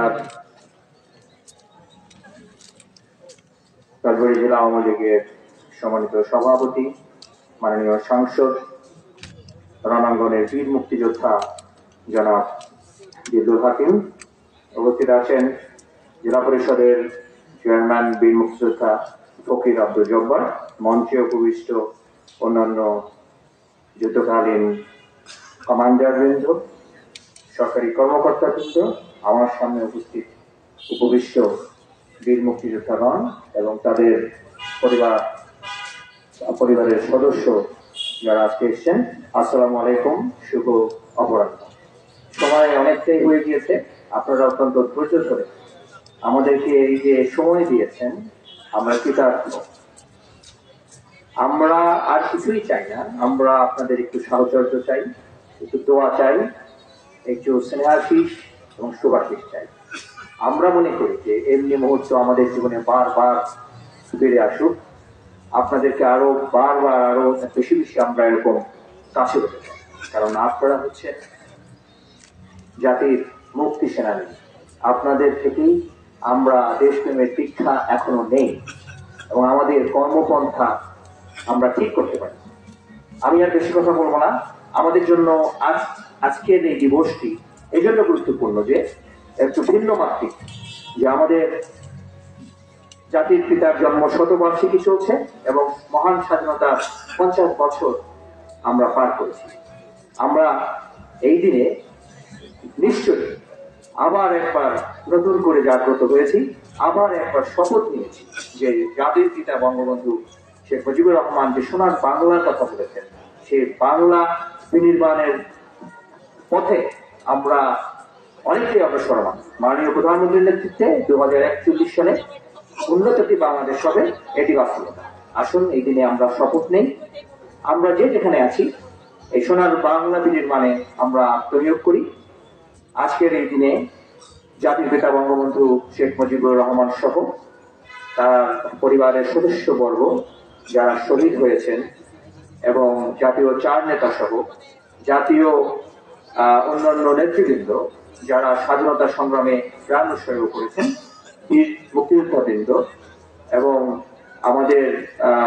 আমাদের মা বোনেরা যারা এই আমাদের 71-এর যুদ্ধে নির্যাতিত হয়েছেন, বীরাঙ্গনা যারা আছেন, তাদের স্মৃতির প্রতি গভীর শ্রদ্ধা এবং সম্মান দেখিয়ে তাদের রূপের আত্মার প্রতি মাগফিরাত কামনা করে আপনারা যারা এখনো আমাদের সামনে বেঁচে আছেন তাদের দীর্ঘায়ু এবং আগামী উজ্জ্বল ভবিষ্যৎ আমি কামনা করে আমি শেষ করছি।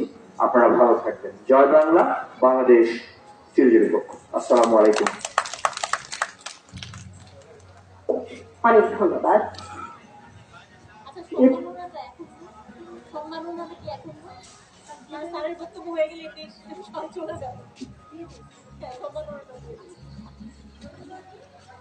এ পর্যায়ে আমরা অতিথিবৃন্দের হাতে সম্মাননা স্মারক তুলে দেব। প্রথমে অনুরোধ জানাচ্ছি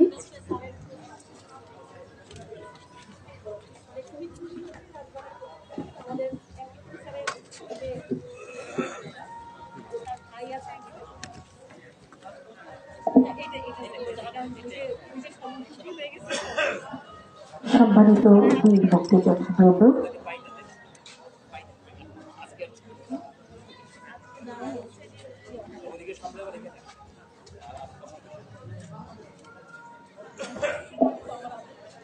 প্রিয় শ্রদ্ধেয় বীর মুক্তিযোদ্ধাগণ, আজ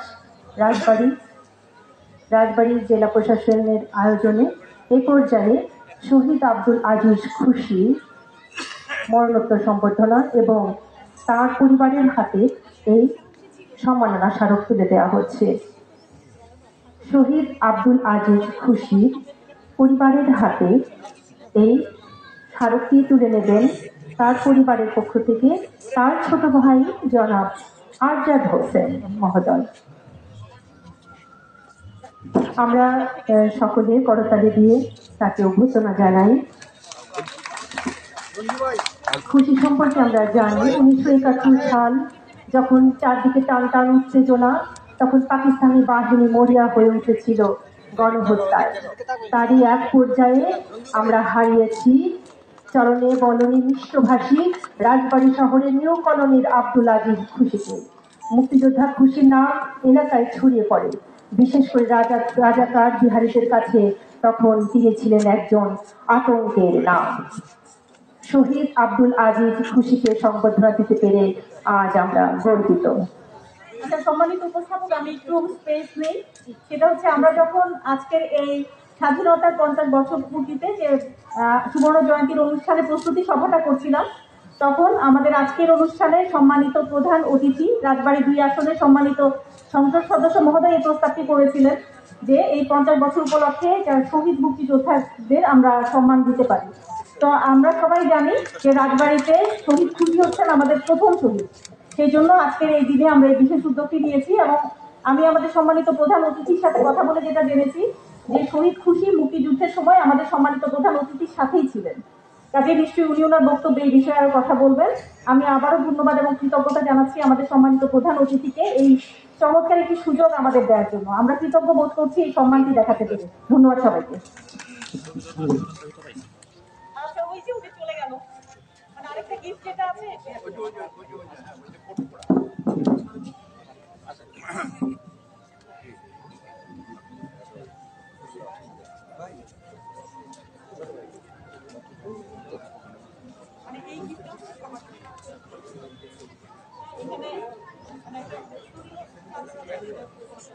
আজকের অনুষ্ঠানে সম্মানিত সভাপতি জেলা প্রশাসক মহোদয় জনাব দিলশাদ বেগম আমাদের আজকের সংবর্ধিত শহীদ আব্দুল আজিজ খুশি ছোট ভাইয়ের হাতে সম্মাননা তুলে দিলেন। অনেক ধন্যবাদ। এ পর্যায়ে আজকে আমাদের প্রশাসনের পক্ষ থেকে সকালের আয়োজনে সম্মাননা স্মারক দেওয়া ছিল। এ পর্যায়ে সম্মাননা স্মারক গ্রহণ করার জন্য বিনীত অনুরোধ জানাচ্ছি আমাদের রাজবাড়ী সদর উপজেলা পরিষদের সম্মানিত চেয়ারম্যান অ্যাডভোকেট ইমদাদুল হক বিশ্বাস মহোদয়কে। সেই সাথে এখন বিনীতভাবে অনুরোধ জানাচ্ছি আজকে আমাদের প্রধান অতিথি মাননীয় জাতীয় সংসদ সদস্য রাজবাড়ী 2 আসন জনাব মোহাম্মদ জিলুল হাকিম মহোদয়ের হাতে জেলা প্রশাসক মহোদয় সম্মাননা স্মারক তুলে দিচ্ছেন।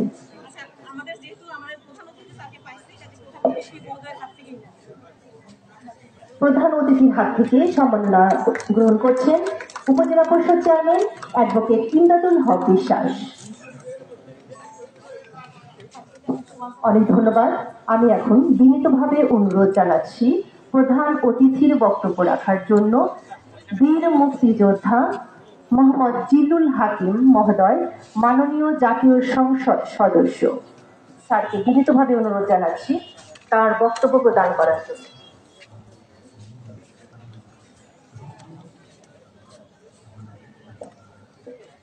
বিসমিল্লাহির রহমানির রহিম। আজকে স্বাধীনতার 50 বছর আমরা অতিক্রম করছি এবং আজকের দিনে বঙ্গবন্ধুর ডাকে সাড়া দিয়ে আমরা দেশের স্বাধীনতার জন্য যুদ্ধে ঝাঁপিয়ে পড়েছিলাম। এই দেশকে স্বাধীন করার জন্য এবং আজকের দিনে চূড়ান্ত বিজয়ে অর্জিত হয়েছিল পাকিস্তান সেনাবাহিনীর পরাজিত সেনাবাহিনীর আত্মসমর্পণের মাধ্যমে। আমার কাছে যখন চিন্তা করি তখন একটু অবাকই লাগে যে আমরা যে বিজয় অর্জন করেছি যুদ্ধ করে, বঙ্গবন্ধুর ডাকে সাড়া দিয়ে দেশের স্বাধীনতা অর্জন করেছি। আজকে আমাদেরও 50 বছর, মুক্তিযুদ্ধের বয়সের 50 বছর আমরা অতিক্রম করছি। তো আজকের এই মুক্তিযোদ্ধাদের সম্বর্ধনা অনুষ্ঠানের সম্মানিত সভাপতি, জেলা প্রশাসক মহোদয়, উপস্থিত আছেন আমাদের জেলা পরিষদ চেয়ারম্যান জব্বার ভাই, বীর মুক্তিযোদ্ধা পুলিশ সুপার মহোদয়, আমাদের রাজবাড়ী জেলা সদর উপজেলা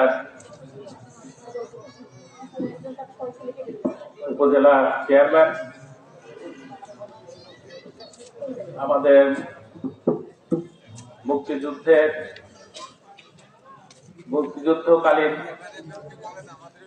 যুদ্ধকালীন কমান্ডার গণ,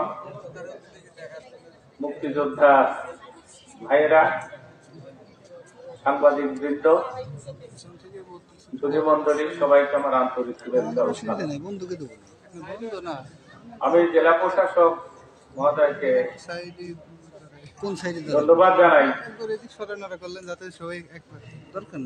অন্তত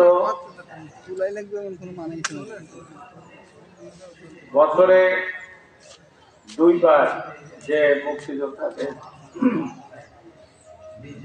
সম্বর্ধনা অনুষ্ঠানের মাধ্যমে আমাদের যে দেখা সাক্ষাতের ব্যবস্থা করেন, এই জন্যই ধন্যবাদ জানাই। অন্তত আমরা যারা যুদ্ধ করেছি, আমাদের মধ্যে সারা বছর দেখা না হলেও এই 2 দিনে আমাদের দেখা সাক্ষাৎ হয়, আমরা আমাদের কুশল বিনিময় করতে পারি।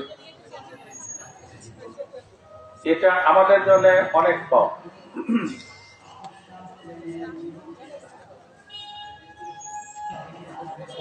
আমরা মুক্তিযোদ্ধা ছিলাম, আমরা অন্তিম সময়ের দিকে কিন্তু এগিয়ে যাচ্ছি। আমরা 50 বছর অতিক্রম করছি। মুক্তিযুদ্ধ অনুষ্ঠিত হওয়ার পরে আজকে পার হচ্ছে। এর উপরে আমাদের বয়স একটা ছিল, প্রকৃত বয়স ছিল আমরা প্রায় সব 70-এর কোঠায়। 70, কারো কারো বছর বয়স বেশি। আমরা বেশি দিন নাই। আমি যে জন্য সংসদে আমাদের মুক্তিযোদ্ধাদের ভাতা 20,000 টাকা করার প্রস্তাব যখন করি, আমি এই কথাই বলেছিলাম যে আর কয়েকদিন পরে মুক্তিযোদ্ধাদের ভাতা দেওয়ার জন্য মুক্তিযোদ্ধা খুঁজে পাবেন না, হারিকেন জেলায় খুঁজে পাবেন না। এই জন্য এদের ভাতা 20,000 টাকা আপনারা করে দেন। এই যে 20,000 টাকা ভাতা, সেই 300 টাকা থেকে, এটা আমাদের জন্য অনেক পাওয়া, অনেক পাওয়া। আমরা তো কে মুক্তিযুদ্ধ করার সময়, মুক্তিযুদ্ধে যাওয়ার সময় আমরা তো কেউ ভাবি নাই যে দেশ স্বাধীন হওয়ার পরে আমরা কে বেঁচে থাকবো, কে থাকবো না, কাকে কি সুবিধা দেবে, আমাদের চাওয়া পাওয়া কি, এসব নিয়ে তো আমরা কোনো চিন্তা করি নাই। আমরা তো যে কেউ মারা যেতে পারতাম, যে কেউ মারা যেতে পারতাম। অনেকে মারা গেছেন, পরবর্তীকালে অনেকে মারা গেছেন।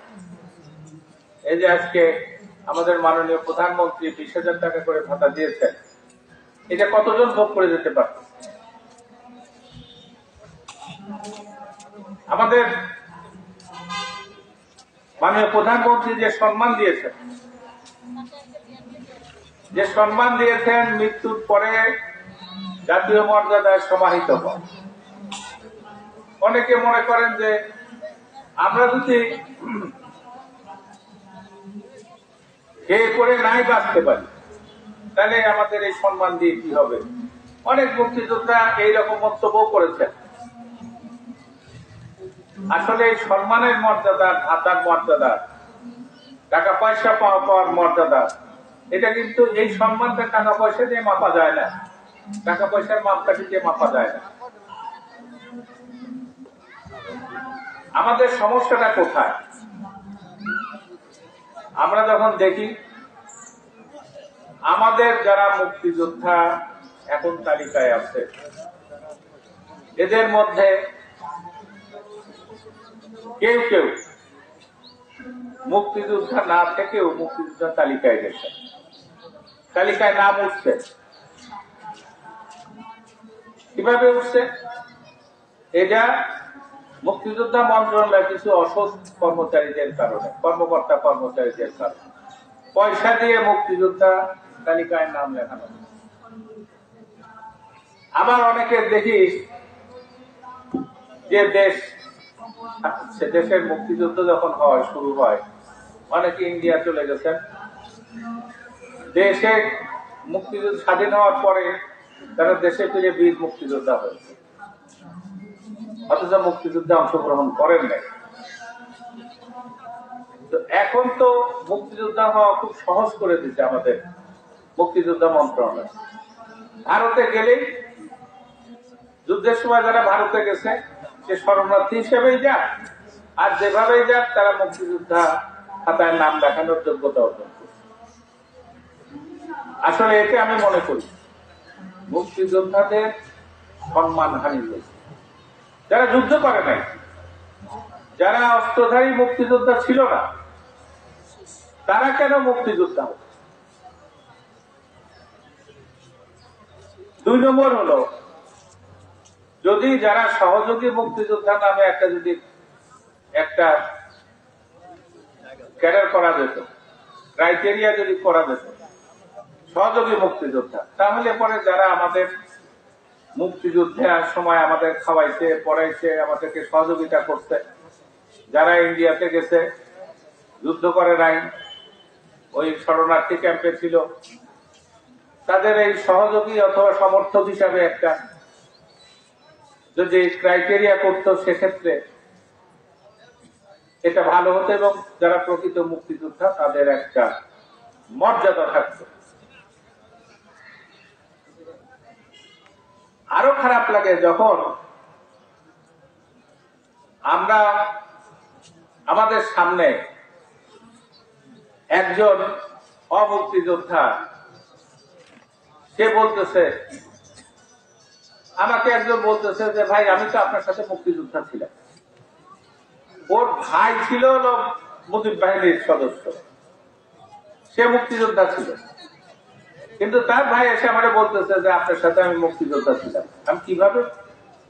কয় আমরা অমুক জায়গায় আপনার সাথে আমার দেখা হলো, তারপরে আপনি অমুক ক্যাম্পে গেলেন, তারপরে আমরা ওইখানে আপনার সাথে যুদ্ধ করলাম। আমি অবাক হয়ে তাকাইছি যে মানুষ এত বড় মিথ্যা কথা বলতে পারে, তাও আমার সামনে। এই সমস্ত বিষয়গুলো আমরা যারা প্রকৃত মুক্তিযোদ্ধা, আমাদের খুব পীড়া দেয়, আমাদের খুব কষ্ট দেয়। আবার ইদানিং শুরু হয়েছে কি, 13 বছর বয়স হয়েছিল না, এখন আবার কোর্টে যায় মুক্তিযোদ্ধা হয়ে আসে। কোর্টে যায়, আমি গত সংসদ বাজেট বক্তৃতার সময় বলেছিলাম যে এ কোন কায়দা? এমনি আমাদের এখানে তো অনেক মুক্তিযোদ্ধা না, অথচ মুক্তিযোদ্ধা হয়ে গেছে। তারপরে আবার কোর্টে যায়, করে কি একটা মামলা ঠুকে দেয়, বাস কোর্ট বলে দেয় যে একে মুক্তিযোদ্ধা হিসেবে গণ্য করা হোক এবং তাকে ভাতা দেওয়া হোক। এটা তো অবস্থা হলো এই যে এক সময় লোকে বলতো যে আমাদের দেশে ওই পুরুষকে মেয়ে মানুষ বানানো এবং মেয়ে মানুষকে পুরুষ মানুষ বানানো ছাড়া সবই পারে। কারা পারে সেটা আবার বললাম না, কারণ হচ্ছে আবার আদালত অবমাননার দায় হইতে পারে।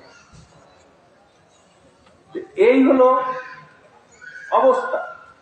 তো যারা যে মুক্তিযোদ্ধা না, কোর্টে যায় মুক্তিযোদ্ধা হলো, তাদেরকে মনে একটু অনুশোচনা হয় না তাদের লজ্জা করে না? জানি অমুক্তিযোদ্ধা, আমি মুক্তিযোদ্ধা হইলাম কোর্টের রায় নিয়ে। এইগুলো যদি অবস্থা হয় তাহলে আমরা মুক্তিযোদ্ধারা কোথায় যাব? আমরা মুক্তিযোদ্ধারা কোথায় যাব? এখন আমি বলি অনেক হয়ে গেছে। এখন মুক্তিযোদ্ধা বানানোর তালিকা না দিয়ে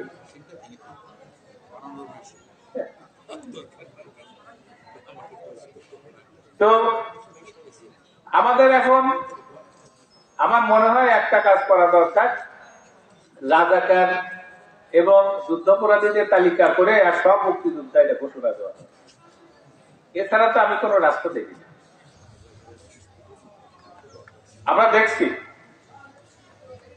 আমার মনে আছে আমরা চীনে গেছিলাম, আমাদের জিল্লুর রহমান সাহেব তখন এলজিআরডি মিনিস্টার, আমাকে বললেন যে চলো চীন থেকে ঘুরে আসি।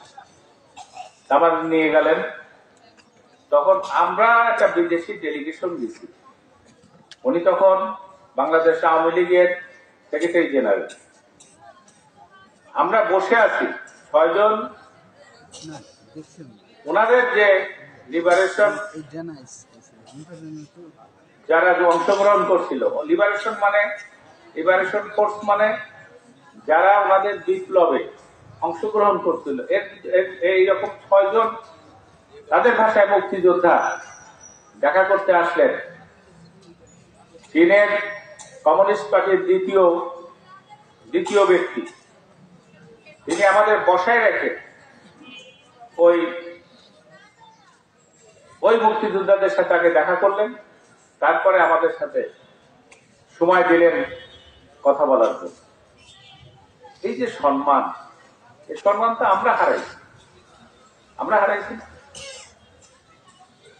এই মুক্তিযোদ্ধাদের মুক্তিযোদ্ধা বানায় তো আমরা সেই সুযোগ, সেই সম্মান আমরা হারাইছি। আজকে মুক্তিযোদ্ধাদেরকে সম্মান করতে চাই। এবং যখন একজন মুক্তিযোদ্ধা রাষ্ট্রীয় মর্যাদায় সমাহিত হয়, তখন মানুষ কিন্তু হাসে, তারা লজ্জা পায়, কিন্তু আমরা লজ্জা পাই। যাই হোক, এইসব কথা বললে আপনারা আবার আমার উপরে বিরক্ত হবেন। তো এই বিরক্তি আমি আপনাদের কাছ থেকে, এখন আমরা সবাই জীবন সায়ন নেই, আমরা এই বিরক্তি আপনাদের কাছ থেকে আশা করি না। দোয়া করবেন সবাই। আর একটা কথা হলো, আমাদের মাননীয় প্রধানমন্ত্রী আমাদের অনেক দিয়েছে। আমাদের ভাতার ব্যবস্থা আমাদের প্রধানমন্ত্রী চালু করছে, 300 টাকা থেকে আজকে 20,000 টাকা। বছরে আমরা কয়টা বোনাস পাই? 4টে বোনাস পাই। ওই যে আমিও কালকেই আমার ইসে দেখলাম 5,000 টাকা আমার অ্যাকাউন্টে দিচ্ছে। মুক্তিযোদ্ধা হিসাবে বোনাস, বিজয় দিবসের বোনাস, এরকম 4টে বোনাস পাই, মানে বছরে আরো 20,000 টাকা। আমাদের নাতিপুতি পর্যন্ত তাদের চাকরি ব্যবস্থা নেত্রী করেছেন, মাননীয় প্রধানমন্ত্রী করেছেন। মুক্তিযোদ্ধাদের ঘরের ব্যবস্থা করেছেন, যাদের কোনো ঘর নাই তাদের ঘরের ব্যবস্থা করছে। হ্যাঁ, জায়গা থাকলে ঘর উনি দিচ্ছেন। আমাদের মাননীয় প্রধানমন্ত্রীর প্রতিশ্রুতি শতভাগ উনি পালন করছেন, শতভাগ পালন করেছেন। হ্যাঁ, একজন যদি একটা পরিবারের 3 জন মুক্তিযোদ্ধা থাকে, তো এইটা তো জায়গা যদি না থাকে, ধরেন যদি যে বাকাউল যে ইয়ে করলো, উদাহরণ দিল, 15% জমি আছে, 5% 2 জন পাইতে পারে। আরেকজনের জন্য ওই বাড়ি করতে হলে জায়গার ব্যবস্থা করতে হবে, তো তার জন্য ফান্ড লাগে, এটা সরকারি ব্যবস্থা, সেজন্য সময় দরকার। আগে 2 জনের যার জমি আছে তারটা নিয়ে নেবে, তার বাড়ি দেবে, তারপরে হলো তৃতীয় জন পাবে। আমাদের গরিব দেশ, আমাদের জন্য জননেত্রী শেখ হাসিনা যে ব্যবস্থা করেছেন, আমি মনে করি এটা আমাদের যথেষ্ট পাওয়া। তারপরে বাকাউল যে কথাটা বলল, এটা আমরা যথাস্থানে পৌঁছে দেবো ইনশাল্লাহ। আমি তারপরে মুক্তিযোদ্ধাদের চিকিৎসার জন্য ব্যবস্থা করেছেন, তাদের ভ্রমণের জন্য যে ব্যবস্থা করেছেন, তো এইগুলো দিয়ে আমাদের মনে করি জননেত্রী শেখ হাসিনা মুক্তিযোদ্ধাদের জন্য যা করেছেন এটা অতুলনীয়, অতুলনীয়। আমাদের জন্য আর কেউ করে নাই। মুক্তিযোদ্ধাদের শুধু রাজনীতির জন্য ব্যবহার করেছে। আজকে মুক্তিযোদ্ধাদের মধ্যে বিভাজন করা হয়েছে। কেউ জাতীয়তাবাদের মুক্তিযোদ্ধা, কেউ মানে মুক্তিযোদ্ধা সংসদ, কেউ আবার নতুন নতুন সব ব্যানারে মুক্তিযোদ্ধাদের একসাথে এক করার চেষ্টা করছেন। এই সমস্ত ব্যবহার হওয়া ছাড়া আমাদের জন্য কেউ কিচ্ছু করে নাই। আমাদের জন্য প্রথম যে করেছেন এবং এখন পর্যন্ত যথেষ্ট করেছেন সে হলো আমাদের মাননীয় প্রধানমন্ত্রী শেখ হাসিনা। আমরা অবশ্যই জননেত্রী শেখ হাসিনার জন্য দোয়া করি, আমরা সবাই মনে প্রাণে দোয়া করি। আর একটা বিষয় যে আমরা একটা জিনিস উপলব্ধি করেছি যে এই দেশে অনেক সরকার এসেছে, সরকার গেছে। আজকে বঙ্গবন্ধুর আহ্বানে সাড়া দিয়ে আমরা দেশ স্বাধীন করেছি। বঙ্গবন্ধু আমাদেরকে দেশ এনে দিয়েছেন, একটা দেশ এনে দিয়েছেন। আর এই দেশকে চিনিয়েছেন, এই দেশের উন্নতির জন্য কাজ করছেন, এই দেশকে সারা বিশ্বে একটা উন্নত দেশ হিসাবে প্রতিষ্ঠার যে প্রচেষ্টা করছেন জননেত্রী শেখ হাসিনা। আমরা একটা জিনিস বুঝতে পেরেছি যে শেখ হাসিনা ছাড়া বাংলাদেশের চূড়ান্ত উন্নয়ন সম্ভব নয়, কোন অবস্থাতেই সম্ভব নয়। সেই জন্য আমাদের মুক্তিযোদ্ধাদের যে উদ্দেশ্য নিয়ে আমরা দেশ স্বাধীন করেছিলাম, বঙ্গবন্ধুর যে উদ্দেশ্য ছিল এই দেশকে সোনার বাংলা করে গড়ে তোলার, সেই উদ্দেশ্যকে সফল করতে হলে আমরা যারা মুক্তিযোদ্ধা, আমরা যে কয়দিনই বেঁচে থাকি না কেন, আমাদের উচিত জননেত্রী শেখ হাসিনার হাতকে শক্তিশালী করা, যাতে আমরা জননেত্রী শেখ হাসিনা যাতে আমাদের দেশকে একটা উন্নত দেশে পরিণত করে। আমি আপনাদের এখানে এসেছেন, আমাদের মধ্যে একজন অসুস্থ হয়ে গিয়েছিলেন, সে এখন ভালো। তো আমরা সবারই দীর্ঘায়ু কামনা করি, যদিও দীর্ঘায়ু হওয়া, বেশি দিন বেঁচে থাকা বেশি বিড়ম্বনা। তো আমরা সবারই দীর্ঘায়ু কামনা করি এবং সবারই সুন্দর স্বাস্থ্য, মঙ্গলময় ভবিষ্যৎ কামনা করে আমার বক্তব্য শেষ করছি। এবং আমাদের এই যারা আয়োজন করেছেন, আমাদের ডিসি মহোদয় যারা উপস্থিত হয়েছেন, সবাইকে আবার নতুন করে ধন্যবাদ দিয়ে আমার বক্তব্য শেষ করছি। জয় বাংলা, জয় বঙ্গবন্ধু, বাংলাদেশ চিরজীবী।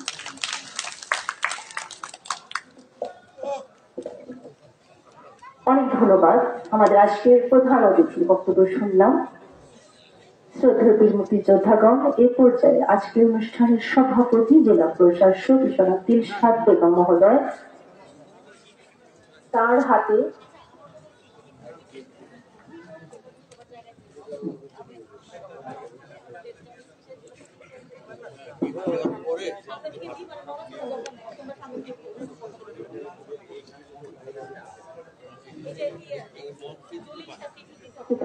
আজকের এই সংবর্ধনার বিষয়ে এখন আপনাদের মাঝে কথা বলছেন যারা বীর মুক্তিযোদ্ধা জনাব মোহাম্মদ আব্দুল জলিল মিয়া।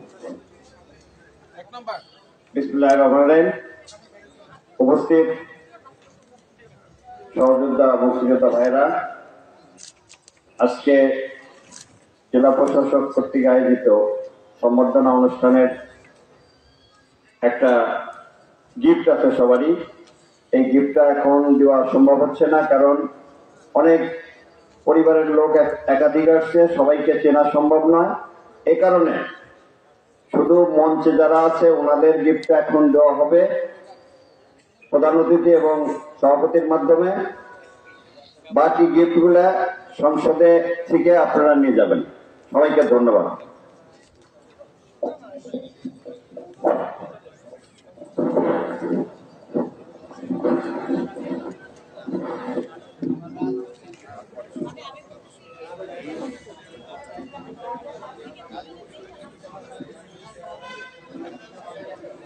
জেলা প্রশাসক মহোদয় বীর মুক্তিযোদ্ধাদের সংবর্ধনার উপহার বীর মুক্তিযোদ্ধাদের হাতে সমর্পণ করছেন। আমরা সকলে করতালি দিয়ে সকল বীর মুক্তিযোদ্ধাদের প্রতি আবারও সম্মাননা জানাই।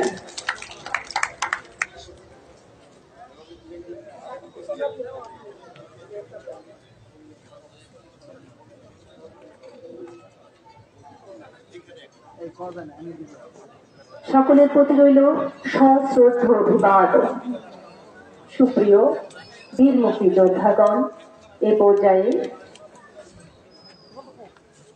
বক্তব্য রাখবেন আজকের অনুষ্ঠানের সম্মানিত সভাপতি জনাব দিলশাদ বেগম, জেলা প্রশাসক মহোদয়। স্যারকে বিনীত অনুরোধ জানাচ্ছি তার সভাপতির বক্তব্য উপস্থাপন করার জন্য। ধন্যবাদ।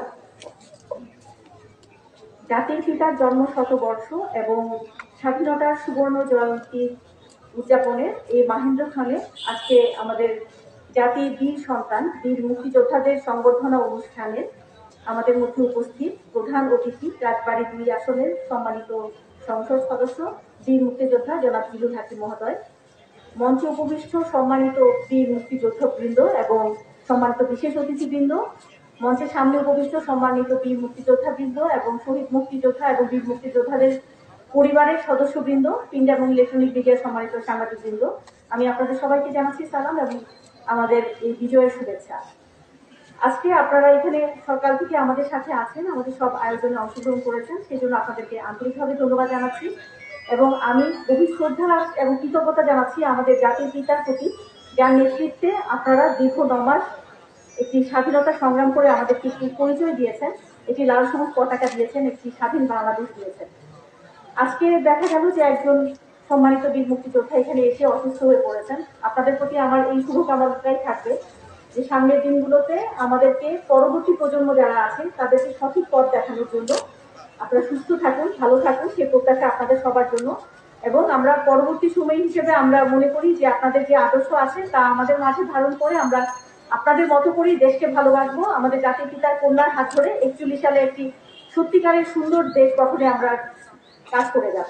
তো আজকে সেই প্রতিশ্রুতি রাখছি। আমাদের এখানে সম্মানিত প্রধান অতিথি সহ মঞ্চে উপবিষ্ট সম্মানিত অতিথিবৃন্দ যারা আমাদের এখানে এসেছেন, আমাদের সময় দিয়েছেন, আজকের অনুষ্ঠানটাকে সুন্দর করেছেন, আপনাদের সবার প্রতি আমার কৃতজ্ঞতা জানাচ্ছি, ধন্যবাদ জানাচ্ছি এবং সামনে যারা আছেন আপনাদের প্রতিও আমার ধন্যবাদ জানিয়ে আমার বক্তব্য এখানে শেষ করছি। ধন্যবাদ সকলকে।